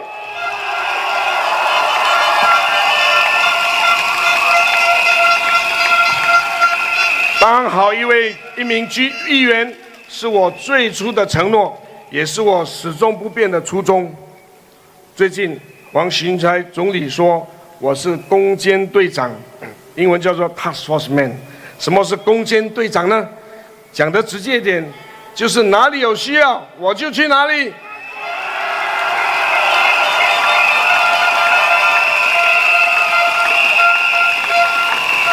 过去的25年，无论是全球金融危机，还是新冠疫情，有需要的时候，我就去那里。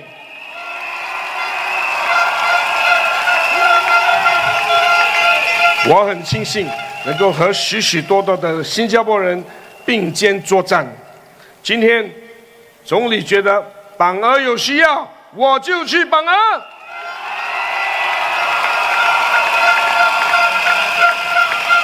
无论什么压力，我都不必怕。年轻的榜鹅居民，这是一个追梦的时代。我也曾经年轻过，和你们一样有梦想、有热血、有不甘平凡的心。我也知道年轻的家庭面对上有老下有小的压力，要工作，要照顾家庭，真的是不容易。但你们不是孤单的。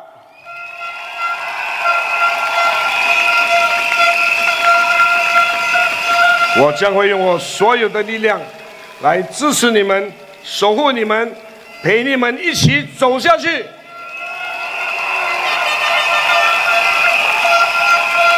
我希望我们能够在这条路上并肩而行，一起奋斗，一起追求，不言不弃。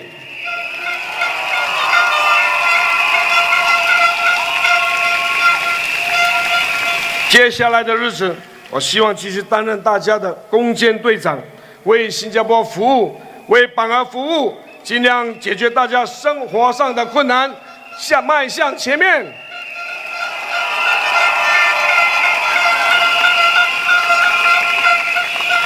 我不是一个多话的人，我比较爱实实在在的来做事。我相信，信任不是凭口说的，而是做出来的。我不靠空声来博掌声，只希望能够用行动赢得各位的信任。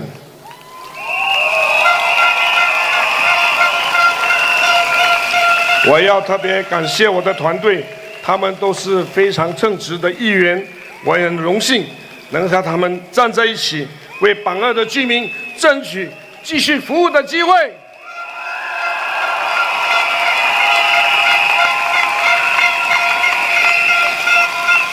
榜鹅的居民们，我是严金勇，我来不是为了荣耀，是为了守护家园。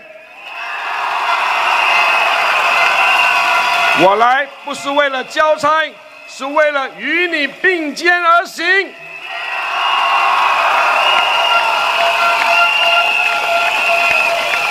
感谢大家这些日子给我的鼓励，也感谢你们一直以来对人民行动党的信任。这个星期六，5月3号，我们就要做出选择。现在，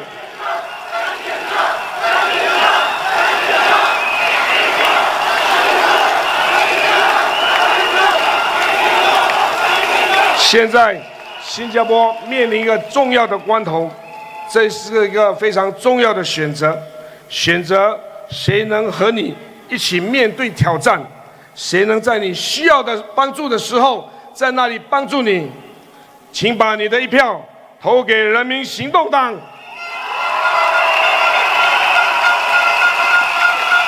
让我们携手同行，建造更美好的榜鹅，建立一个更坚强的新加坡。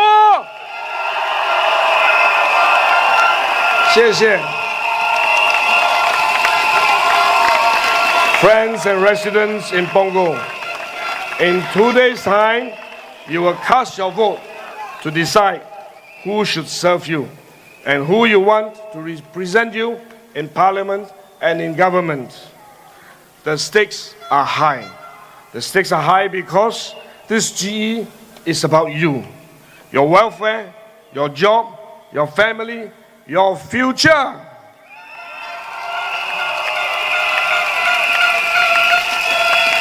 You will have to decide who can best take Singapore forward, who will steer Singapore through these uncharted waters ahead of us, who can represent Singapore on international stage and fly our flag high. Who do you trust to take care of you and your loved ones?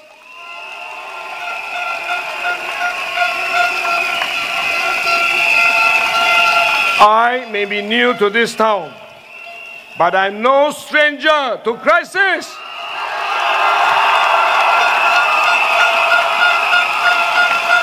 I'm no stranger to service. And now, I'm no stranger to you.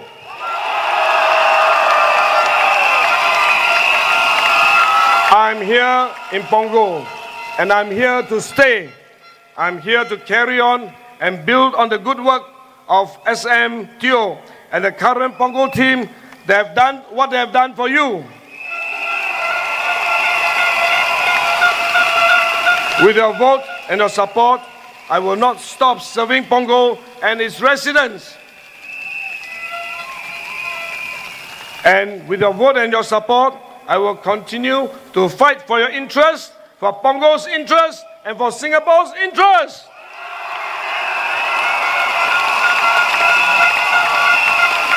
For as long as I'm here, I will serve with all that I have.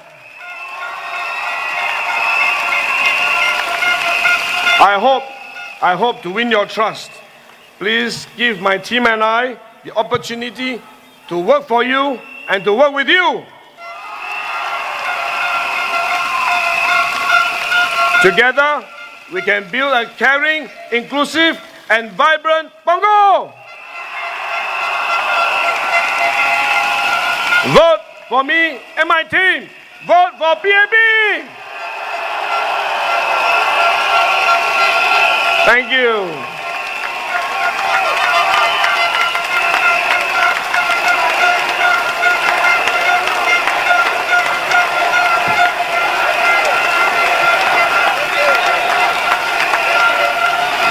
Thank you, DPM2.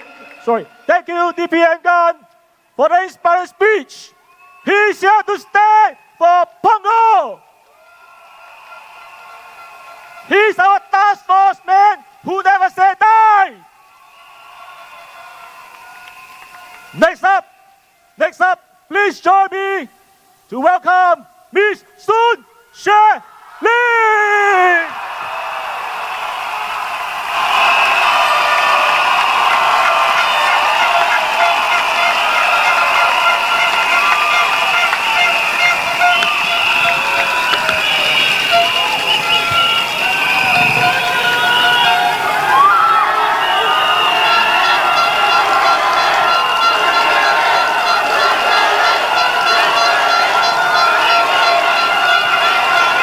My dear residents, my dear children, thank you for joining me for tonight's rally.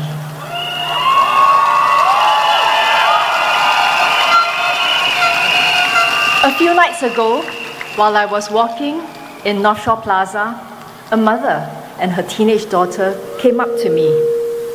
They said they do not live here. They have traveled here far from where they live in the West to come and see me. They would like to take a picture with me, they said. I happily obliged. I asked the young lady how she was. When she heard that, her face crumpled and tears started rolling down her face. She said, I read your Facebook post, Miss Soon, about how you were bullied in school, and I needed to come and see you. Oh, my darling girl, I said to her, I see you. She burst out into more tears. I put my arms around her. We took a picture together, tears rolling down both our faces. I don't know how this young lady had suffered. She said she will write to me, but pain sometimes transcends words. And when kindred spirits meet, sometimes words are not needed. In the midst of COVID-19, I had started a project with a group of youth. It was called Project It Will Be Alright. Amidst the fear and the uncertainty of COVID-19, we rallied youths together to share their mental well-being challenges. A total of 200 entries were received, and we compared notes on where and how to seek help. It taught me the importance of opening channels of communication and respecting the experience of each and every person. As an MP in Punggol West, I pay close attention to the needs of my residents. I listen to them. I hear them when they speak. I listen with my heart. They are worried about the cost of bringing up children. They try to balance work responsibilities while taking care of young children. And ever since I became an MP in 2015, I started out as a backbencher. I have actively championed the interests of young families. When I heard about escalating infant milk formula prices in 2017, I did a market study. I filed an adjournment motion to have the topic discussed in Parliament.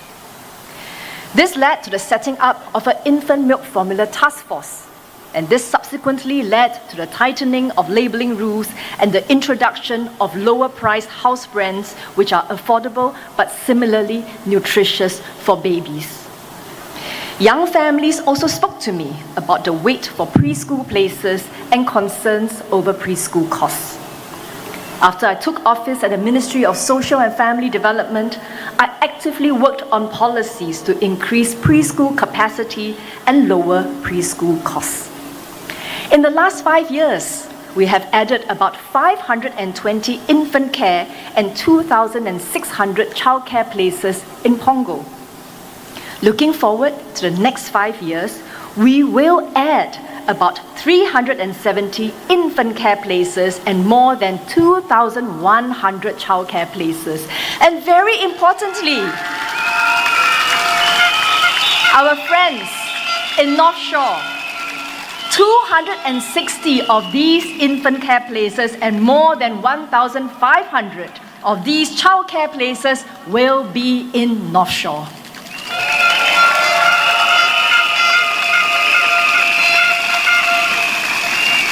I have also announced repeated fee decreases in childcare fees in the past few years. I know more will need to be done to address the needs of young families. In December 2024, I launched a child-minding pilot for infants, and at the same time, we put in place extended paternity leave and shared parental leave for young families starting April 2025. Taken together, these policies are meant to provide more help for young parents with an infant. Recently, DPM Gan has shared that he intends to appoint me as the Town Council Chairman to look after Punggol GRC should he have the residents' support. He has shared his views about why he thinks I'm suited for the job. My dear residents, when I first came to Punggol West, I had a challenging task. I remember when I was pregnant in 2016, at the same time in Punggol West, 37 of our HDB blocks had faulty lifts. The lifts kept breaking down. I was pregnant then, I did many engagement sessions, and the last engagement session I did with my residents was 5 days away, 5 days before I delivered my child, at 38 weeks and 2 days.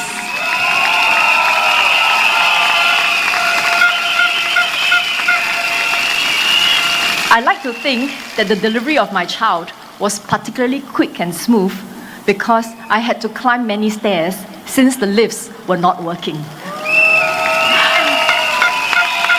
Of course, all that sounds quite funny only on hindsight.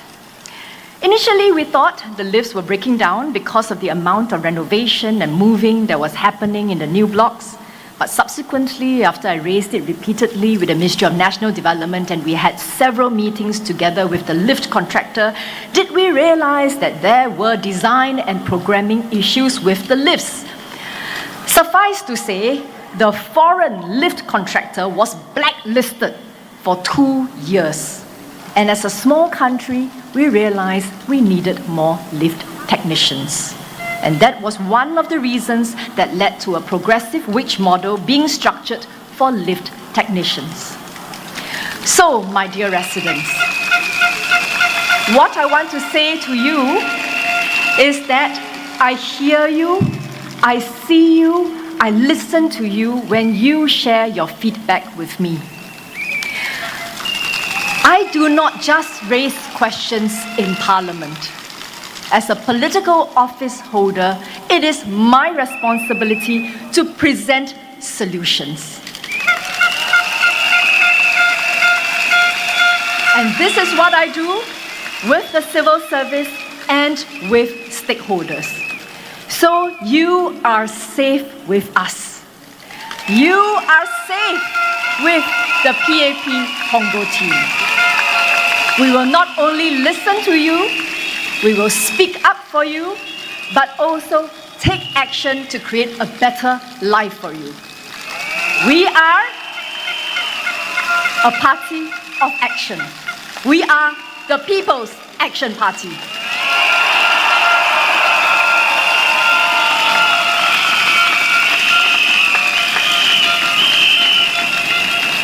亲爱的居民朋友们，这次的选举，我听到了大家的声音，无论是赞扬还是批评，我都认真倾听。赞扬是对我们过去工作的肯定，我非常感谢。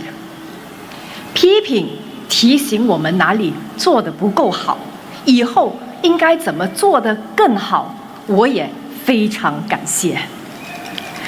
在过去的5年里，我每周有4、5天都会来榜鹅，倾听大家的心声。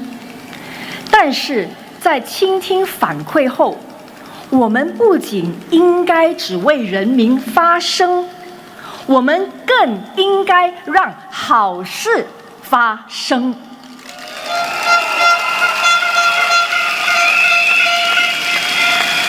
这5年里，我挨家挨户做了157次家访，了解居民的反馈，还做了27次的社区巡视，解决一些社区的问题。我还会另外找时间去探访特别有需要的家庭。我还会通过接见选民活动以及电子邮件的方式，每月处理几百位居民的生活难题。有些问题，如果居民朋友们觉得很重要、很紧迫，我不会只是向政府提出意见，等政府来解决，而是自己组织团队，调动资源解决问题。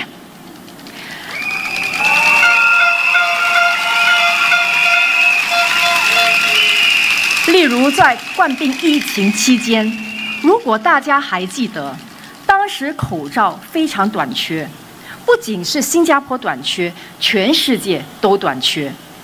当时有的年轻家庭向我反馈，市场上没有儿童口罩。我于是就找到了一位会缝纫的居民，开始在家里自己缝制口罩。第一批我们做出了300个口罩，很快就送完了。孩子们也特别喜欢口罩上的图案。之后，我把这个爱心缝制口罩的活动推广到全国，组织居民们一起动手，一共自制了50多万个可以循环使用的口罩，免费送给了很多有需要的社群。这些事情不是政府让我们做的，而是看到居民有需要的时候，我们就立刻行动起来，尽最大努力解决问题。我知道大家都很关注生活成本的问题，同样，我没有只是向政府提意见，等着政府解决。这些年，我做了很多事情。在2019年，我向国会反映婴儿奶粉价格过高，并促成了超市引进更多价格合理、营养同样好的婴儿奶粉。在2019年，我看到我们的育儿中心不足，于是我推动政府增加育儿中心。这5年来，榜鹅已经增加了520个婴儿托育名额，以及2600个幼儿托育名额。同时，我还屡次降低育儿中心的学费。在2021年，我和团队在榜鹅发起了半价购物活动，我们自己联系慈善机构，召集义工团队，自己筹款搭棚子、铺地板、摆摊位。现在我们的社区每2个月都有半价购物活动，每次让500名居民受益。在2023年，我们把之前的集装箱图书馆扩建成现在的 Lighthouse， 为孩子们提供免费的课程。居民朋友们，难道这些不是对生活成本和教育成本的方法来解决问题吗？我们是不是只是等政府来解决问题？不是的，我和我的团队自己在社区发起了这些活动。居民朋友们，面对问题的时候，我们不会怨天尤人、自暴自弃，而是迎难而上，自强不息。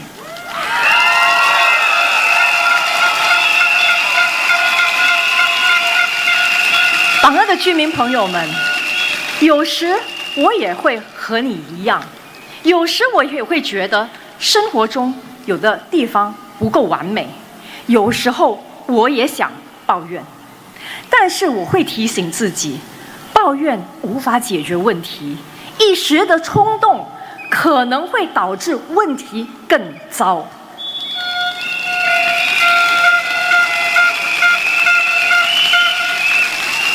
我很喜欢一个成语，宁静致远。什么意思呢？就是为了实现长远的目标，我们需要一颗宁静的心，我们需要一个冷静的头脑。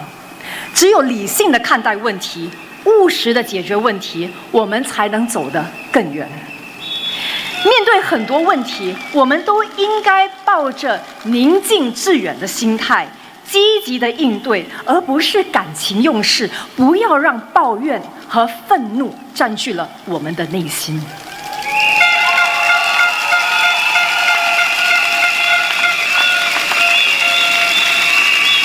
榜鹅的居民朋友们，我了解新兴的榜鹅社区还有很多不完美的地方，您的声音我听到了，副总理听到了，我们的团队都听到了。榜鹅的居民朋友们，我可以向大家保证，既然我来到了榜鹅集选区，我愿意为榜鹅的每一位居民分忧解难。我不仅只为人民发声，也会让好事发生。请选择人民行动党，榜鹅的未来一定会更有希望。谢谢大家。谢谢孙雪玲部长给我们带来美好的憧憬，榜鹅一定会更好。Now, let's listen, follow the heart, be clear to welcome Prime Minister Mr. Lawrence Wong.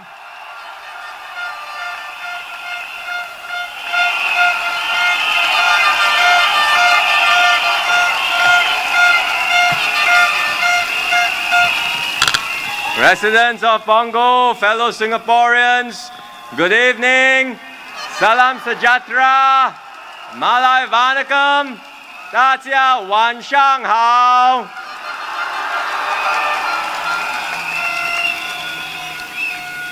We have reached the last day of our campaign, and I'm so happy to do the PAP's final rally of this campaign right here in Punggol with all of you. And with our PAP team for Punggol.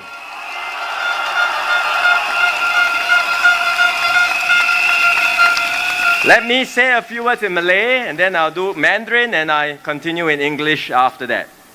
Saudara-saudari sekalian, hari ini ialah hari terakhir kempen. Esok ialah hari bertenang atau cooling off day. Ada beberapa perkara yang saya mahu anda fikirkan. Saya berpeluang untuk berkhidmat sebagai Perdana Menteri anda sepanjang tahun lalu. Saya telah berikan segalanya demi anda, demi keluarga anda, dan demi negara kita.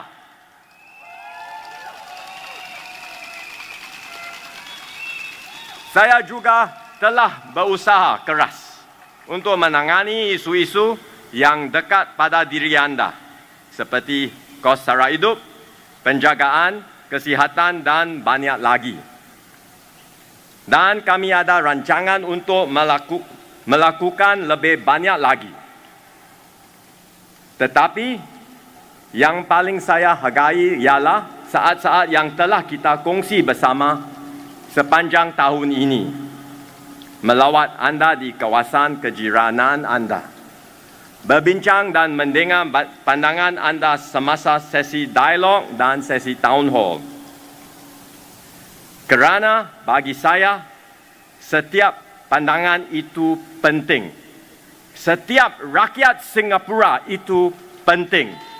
Anda penting.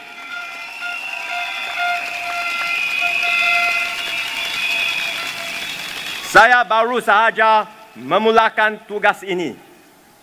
Saya dan pasukan saya berharap kami dapat lakukan lebih banyak lagi bersama-sama anda semua. Maka itu saya mohon agar anda memberi peluang kepada saya dan pasukan saya untuk berusaha sebaik mungkin untuk anda.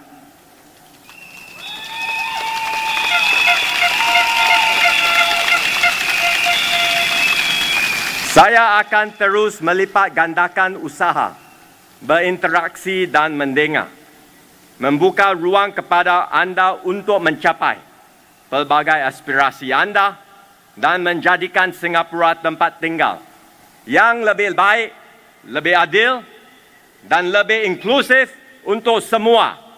Undilah PAP!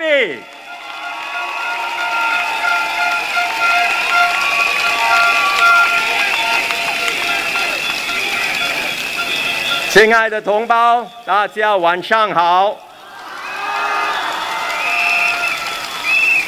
我们已经来到竞选活动的最后一天。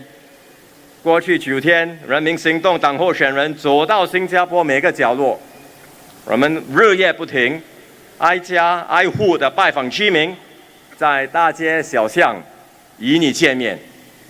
我们尊重每一个新加坡人，要为全体人民服务。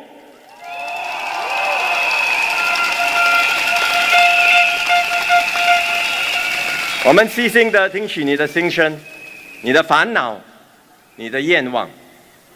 我们要与大家一起解决问题，一起实现愿望和梦想。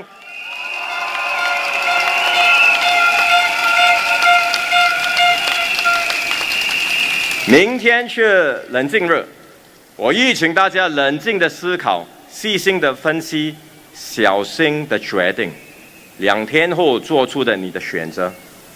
今晚我要说一说我的想法，让大家参考。这1年来，我非常荣幸能够担任总理，为人民效劳。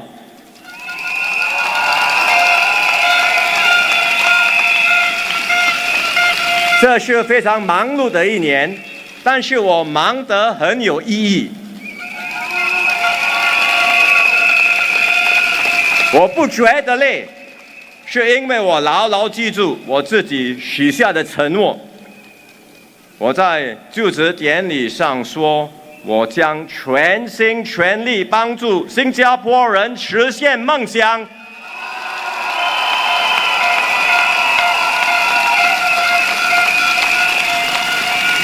过去1年，我每天在想的，每天在做的，都是要让大家梦想成真。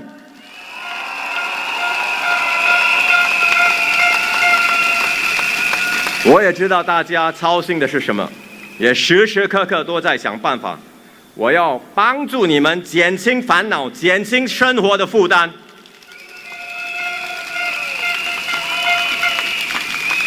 我知道自己责任重大，也决心尽自己最大的努力，照顾每一位新加坡人，每一个家庭。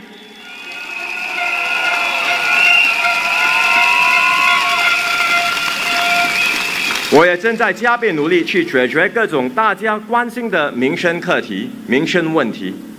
我知道大家最担心是生活费的上涨，因此我们迅速行动，对症下药，提供了各种各样的帮助。更多的措施还在前头，将在未来几个月陆续推出。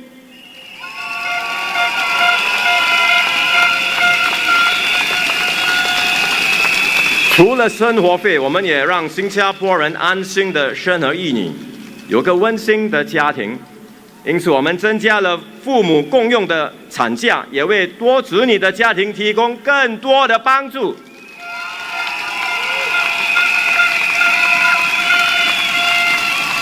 在孩子教育方面，我们不断改善制度，减少孩子的压力，也减少父母亲的压力。开辟了更多升学的路径，为孩子提供更多选择，更多走向成功的道路。而我们也尽力帮助国人加强就业的能力，准备在未来提供更多培训和提升技能的机会。在住屋方面，我们也确保国人买得起，也买得到住屋。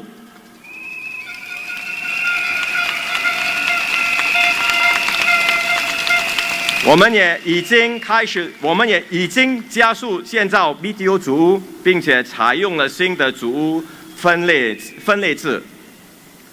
近年来，在帮助人民方面，我们做了很多，但是肯定还做得不多，还能够做得不够。所以在未来，我们一定会做得更多、更好。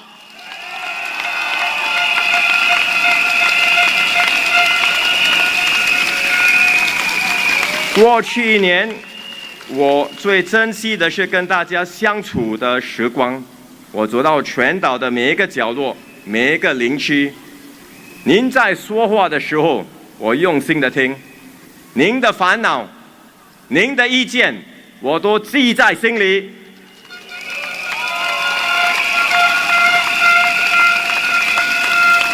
对我来说，每一个新生，每一位新加坡人都同样重要。我1年前出任总理，6个月前出任行动党的秘书长。我刚刚起步，还有很多计划要开展。为了实现这些计划，我个人的力量当然是不足够，我需要一个能干的团队帮助我。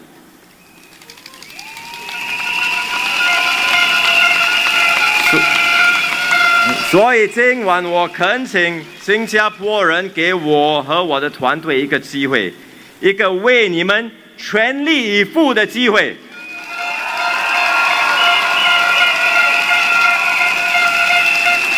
我向大家保证，我们一定会加倍努力，与民众坦诚沟通，尊重不同的意见，开拓更大的空间，让大家参与探讨国家大事，使新加坡成为一个更美好、更公正、更加包容的社会。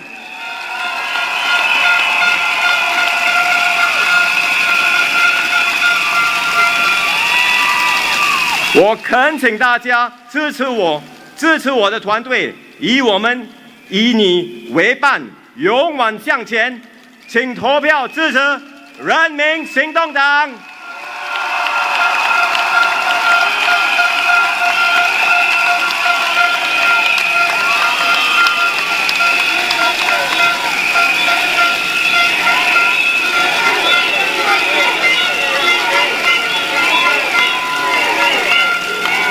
Friends, residents, fellow Singaporeans, once again, it's good to be here, right here on this last day of our campaign.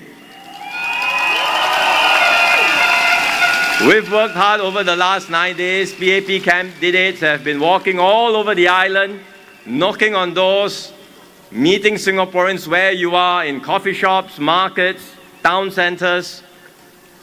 We hear you. We listen to you, we know your concerns, and we thank you for your words of encouragement and support. Thank you very much.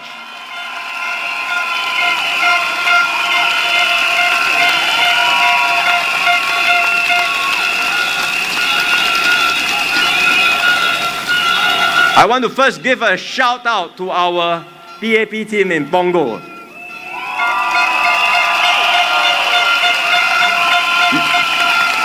You heard them just now. They are led by Gan Kim Yong, Singapore's Task Force man.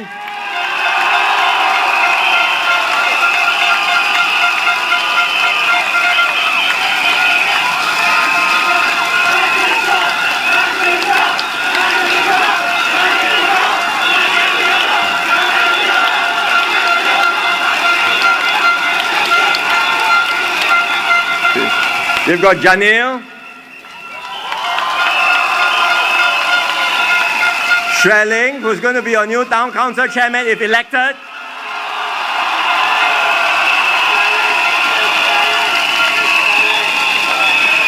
And Wan Ling.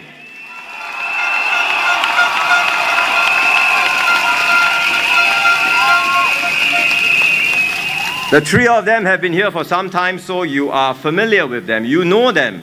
You have grown up with them. Your children have grown up with them for some time. So you are in steady and experienced hands. This is a strong team who will take good care of you in Punggol. Please support the PAP team.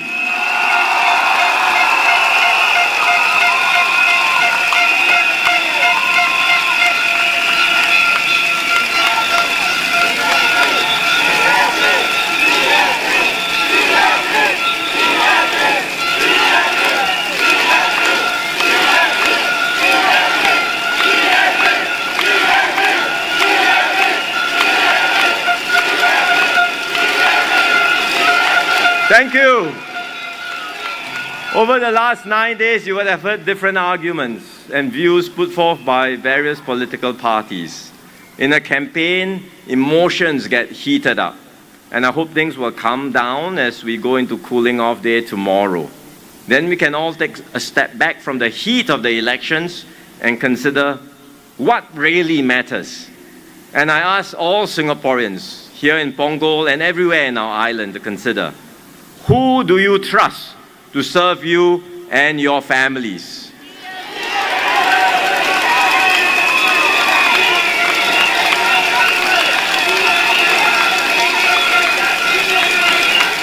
The party matters, the people you choose matter.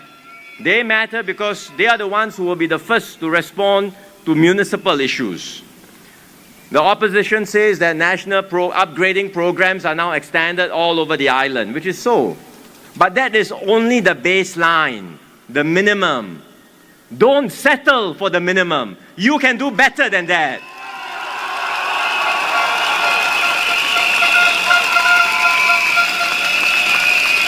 A good team and a good team led by the PAP can make a difference.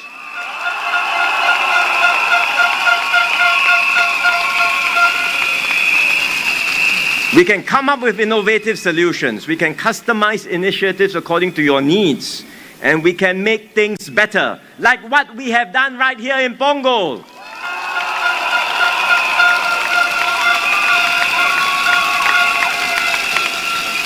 You look at all you have here now in Punggol today. Yes, some of it was due to national planning and national programs, but it's not only that. It's because successive generations of PAP teams have carefully tended to your needs and worked hard to make this a better home for everyone. And this work had started even before some of you moved here.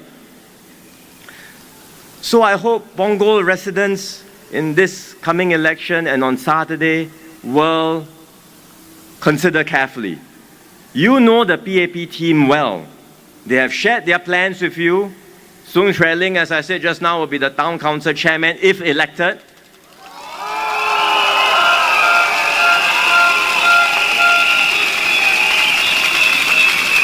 As you know, she is a first-rate organizer, a mobilizer who can connect well with you and will understand your needs.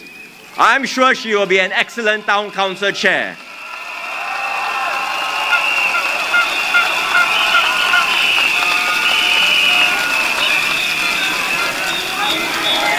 Gan Kim Yong will helm the new North Shore Division. I think he's already told residents that. But he will also provide overall leadership for the GRC like Teo Chee Hian did before.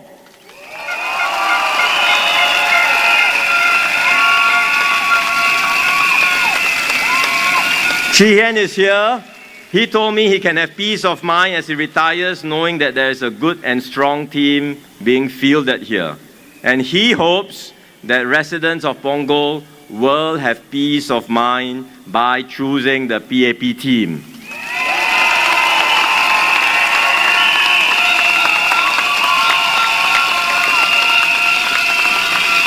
So I hope all residents will give yourselves and your families peace of mind. The PAP team is ready to serve all of you, and I have every confidence that they will make Punggol an even better home for all of you. Please support PAP Punggol.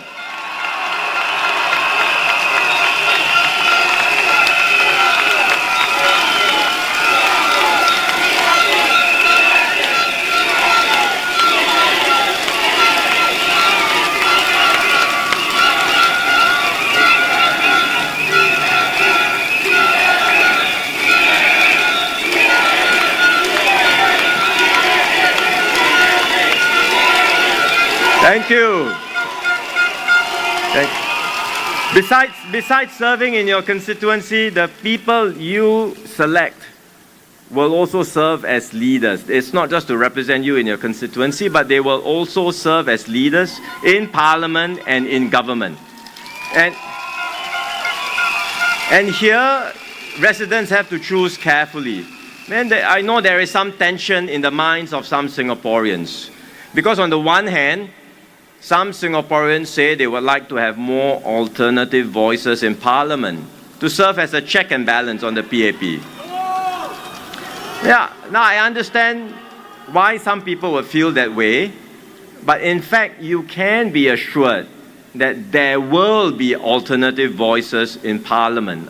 After all, the Workers' Party, one of its candidates himself said that the Workers' Party now has safe seats. So with their safe seats, there will be Workers' Party presence in Parliament. Furthermore, in this election, we have multiple hotly contested seats, GRCs and singles. Not just here in Punggol, but in other places too, in other parts of Singapore. Some may well make a breakthrough, I don't know, but if they do, they will add to the opposition presence in the next parliament. So that's for those who think that they would like to have more alternative voices in parliament.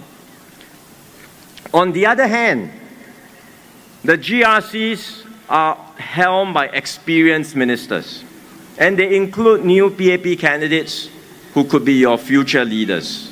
Why is this important? Let me explain. If you look at my team today already, 4 experienced members, I'm talking about the senior ministers, have stepped down already. One is Taman, President Taman, he stepped down earlier in the term, and now Teo Chee Hian, Heng Swee Kiat, Ng Hen. There are others, of course, but I'm talking about the more experienced and senior ministers. That's 4. I have made a great effort to bring in new blood in this election, to refresh and rejuvenate the team. But the new faces will take time to develop and grow before they can take on leadership positions. This is the same for all of us. When I came in 2011, I had to take time before I took on ministerial roles.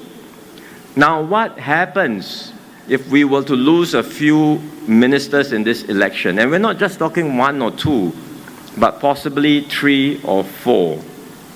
Remember, I said 4 had already stepped down. If I lose another 4 in this election, that's 8 ministers. The opposition says, don't worry. The Workers' Party team can do the same job at a cheaper price.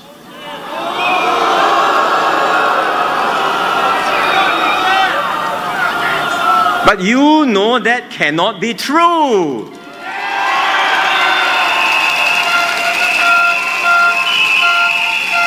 The minister would have accrued years of policy-making experience, ground engagements, as well as building personal relationships with foreign counterparts.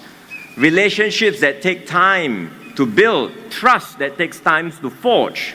How would any new backbencher be able to come in immediately and do the work at the same level? It's not possible.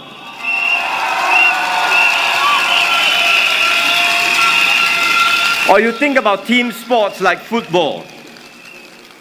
In football, if the members of the starting 11, your first 11, if some key members are unable to play, what happens?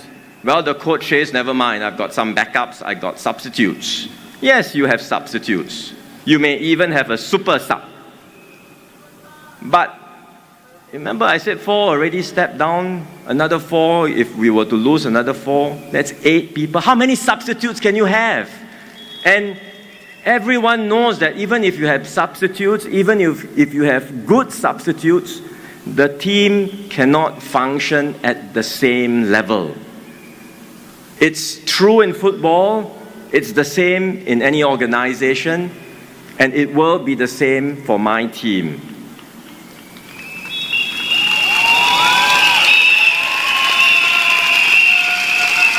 So to all voters all over Singapore, to voters here in Punggol, I would put the issue to you squarely, to consider very seriously, because the stakes are high. If you vote for the opposition, sure, you will get more alternative voices in Parliament. But you will also weaken me and my team. You will weaken our ability to serve you. Ultimately, you will weaken ourselves, Singaporeans, at a time when Singapore is facing a very serious and growing challenge. But if you vote for the PAP,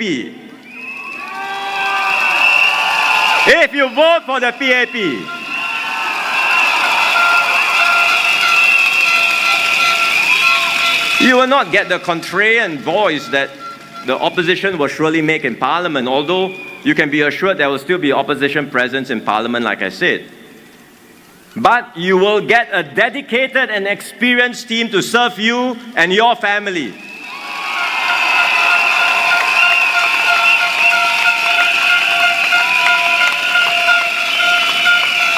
This team will speak up for you in Parliament. They will represent you. And importantly, you will have capable leaders in government who will help steer Singapore safely through this storm and take our country forward.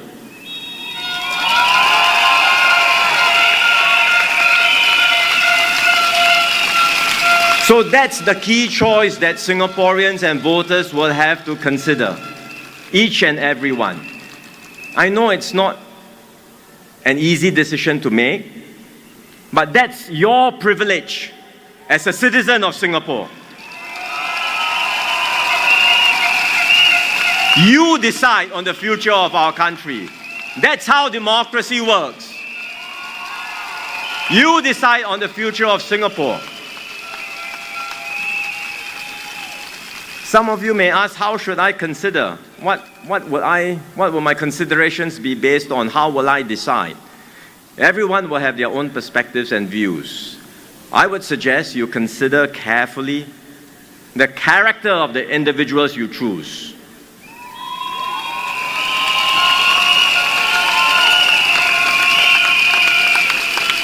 Are they honest, truthful, upfront and upright people?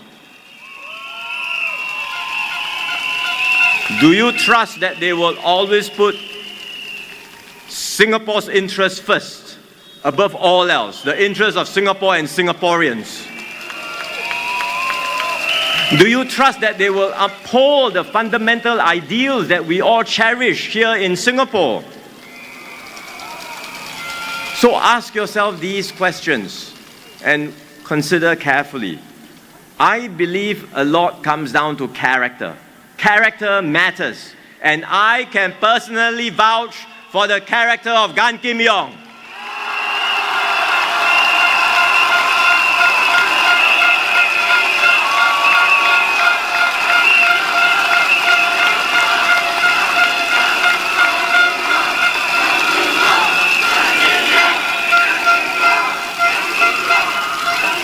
Here is a person who has served Singapore all his life. He's a servant leader, steady, sincere, with a heart for our people. And now with a heart for all of you in Punggol.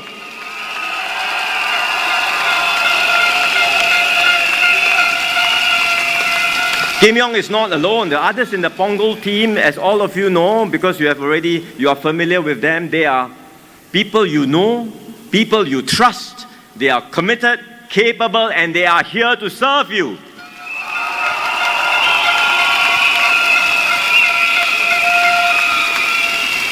So look at the individuals carefully, consider their character, and I say to all voters in Punggol, please give our PAP team your full support.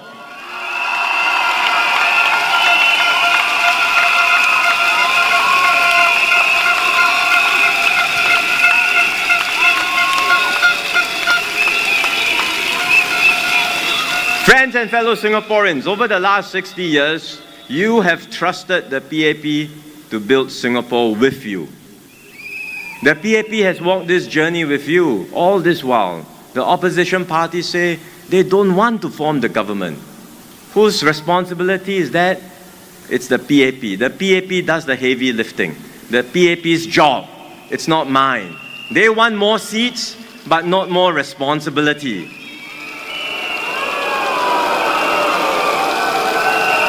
But the PAP has carried this responsibility, and we have walked this journey together with all of you these last 60 years and more.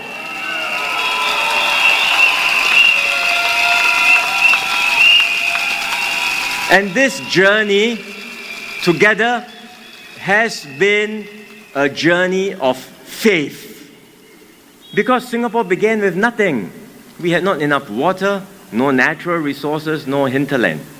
We only had a people with different races, language and religions, diverse but bound together by a shared conviction.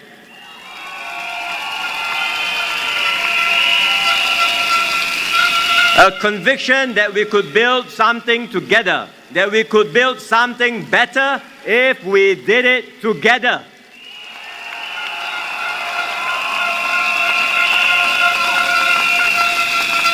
And so many people said that we couldn't make it, but we did. We made this happen.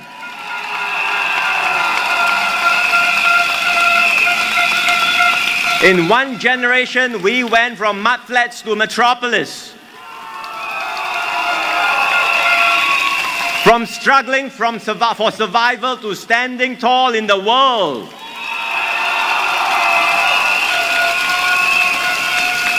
And look, it's not because we got lucky or somehow we struck lottery. It's simply because we stood as one people and we never gave up.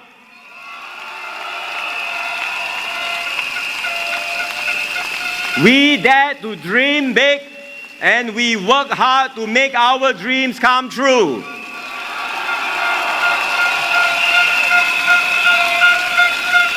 And along the way, we forged something special here in Singapore. It's not just a successful country, it's a harmonious, inclusive society and a strong and united people.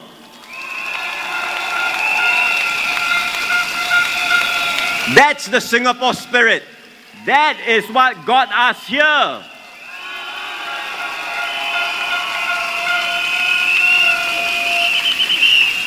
Now the world has changed, and what we relied on in the past is no longer guaranteed. You can see it around us. The major powers are clashing, tensions are rising, trade barriers are going up, global rules are breaking down. So we cannot stand still. Our next chapter of the Singapore story will not write itself. We must write it together.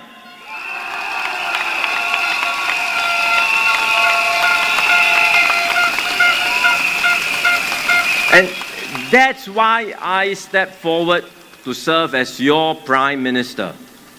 It's not because I have all the answers, but because I love my country and I want to do my best for you, my fellow Singaporeans.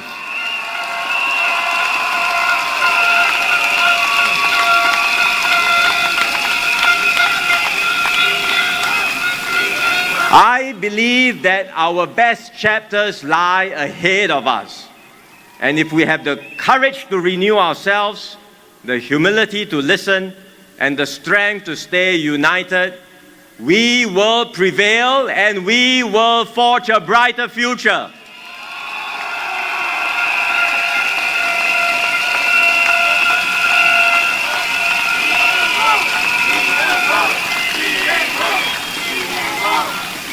That's what I've tried so hard to do and worked so hard to do over the past year, to bring Singaporeans together and to chart our new way forward as one people. I've visited you in your neighborhoods. I've engaged our diverse communities, different ethnic groups, communities young and old. I've listened and heard from you in dialogues and in town halls. Because to me, every voice matters. Every Singaporean matters. You matter.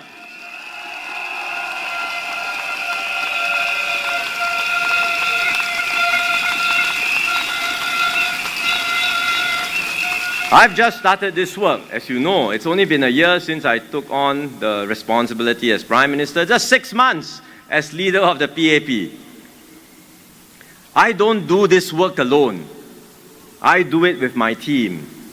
In the course of this campaign, I heard one of the opposition parties said, Lawrence Wong is nowhere like Lee Kuan Yew.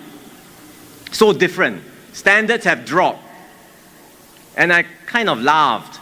Because who in Singapore is like Lee Kuan Yew? There is only one Lee Kuan Yew.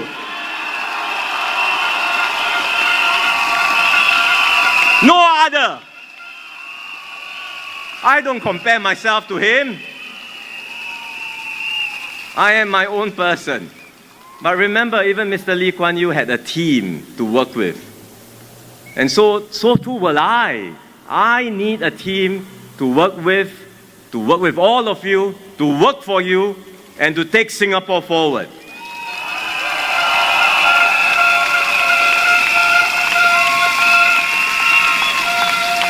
Together, we have sketched out the outlines of our new vision, our shared vision for Singapore.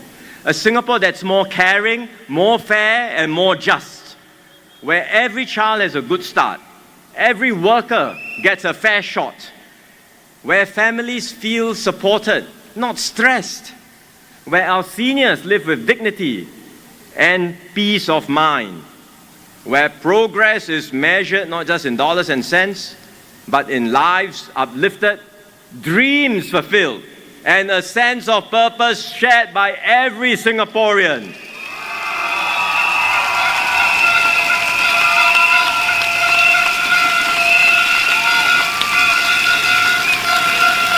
These are not just words. You have seen the changes we've made over the past year.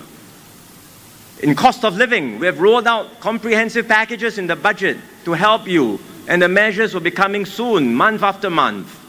In education, we have reformed, we've made changes to reduce examination stress, pressure, unnecessary competition, and to focus on what matters. And we will continue to do so. In housing, we have ramped up the supply. Because of COVID disruptions, we have now caught up with demand, and in time to come, we will be able to stabilize the market and ensure everyone can get even more affordable housing.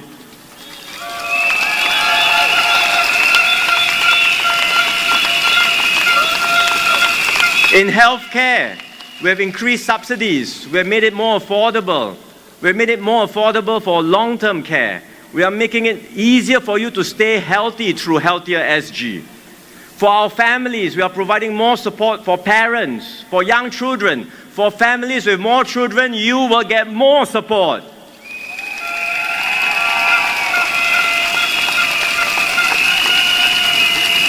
So these are concrete changes we have made. But with your trust and with your support, we can go further.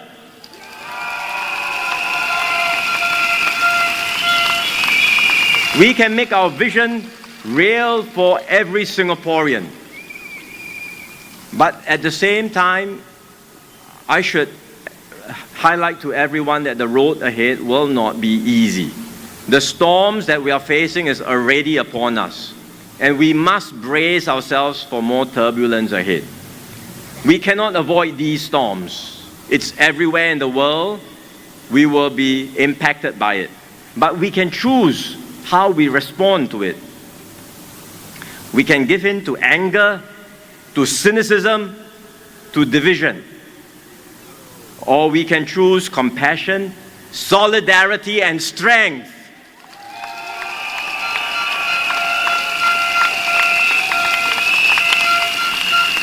We can choose to tear down, as some in the opposition might want to do.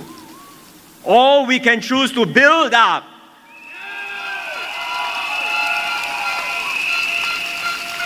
We can choose to pull apart. Or we can choose to pull together. And Singaporeans would have heard the campaigns, the speeches, you have read the manifestos of all the different parties. You know what different parties offer, but I say to you, what the PAP offers is very clear. We choose to build. We choose to pull together. We choose to unite Singapore.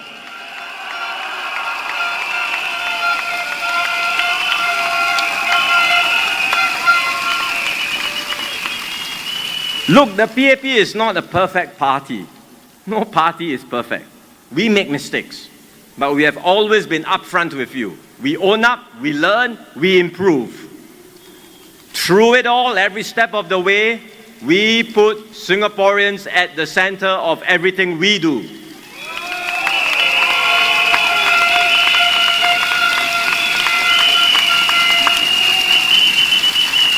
We don't just take the easy road.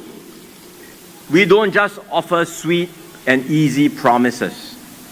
We are prepared to take the hard road, so long as it is the right and responsible thing to do.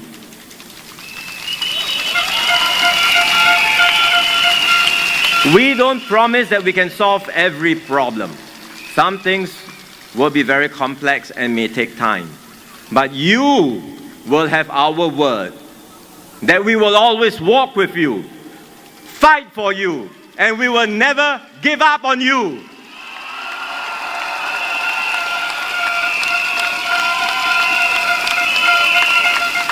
We will always do right by Singapore and Singaporeans. So if you give me and my team your support and trust, we will serve you with all our hearts.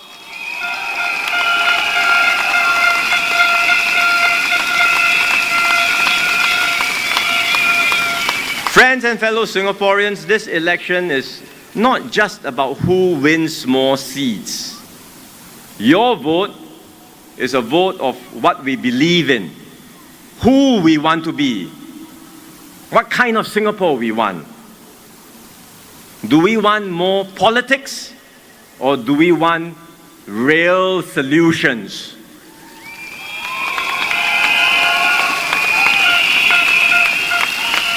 Do we want a country where everything is turned into a fight, divided by anger?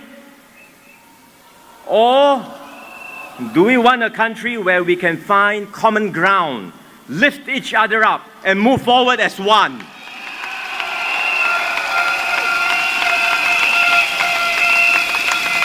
I say, let's choose unity over division. Let's choose integrity over half-truths. Let's choose action over posturing.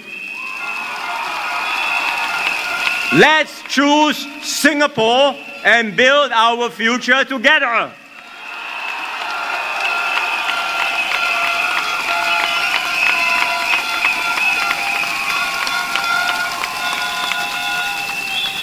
My PAP team and I, every member of my team, every candidate, will focus on what matters. We share a collective new resolve to solve your problems, to improve your lives, and take Singapore forward.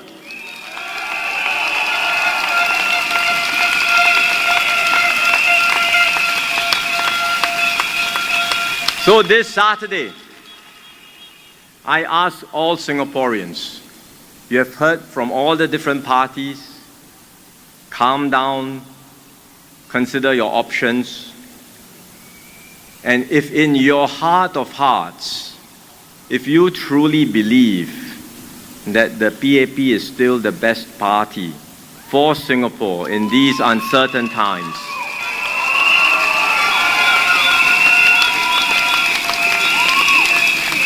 then stand with us. Support me and my team. Vote for the PAP.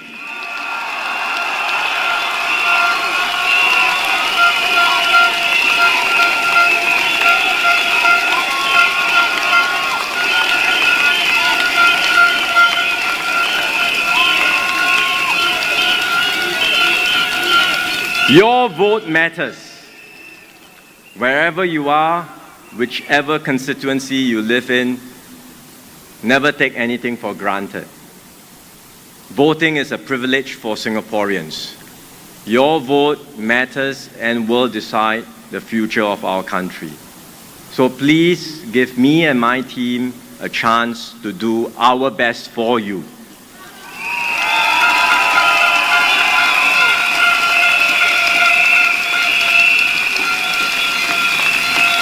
To all Singaporeans, to Punggol residents, I say, vote for the PAP, vote for a brighter future for you, your family, and for Singapore. Majulah PAP! Majulah Singapura! Thank you very much. Thank you, Prime Minister Florence Wong. May I invite a candidate for Punggol GRC and our guest speaker to the front.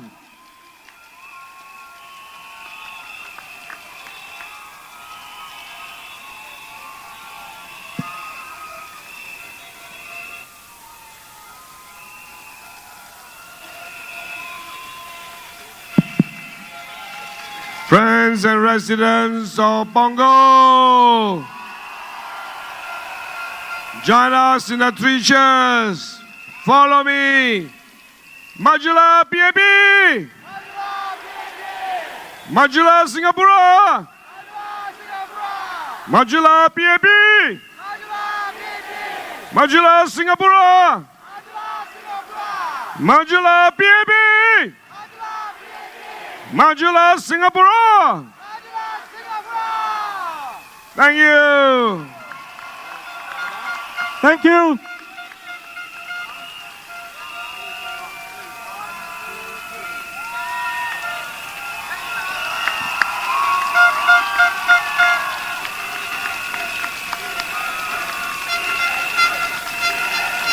Thank you, Prime Minister. Thank you, TPN Gan. Thank you, candidates. Our guest speaker. Thank you, PAP. Thank you, everybody. Thank you, Punggol.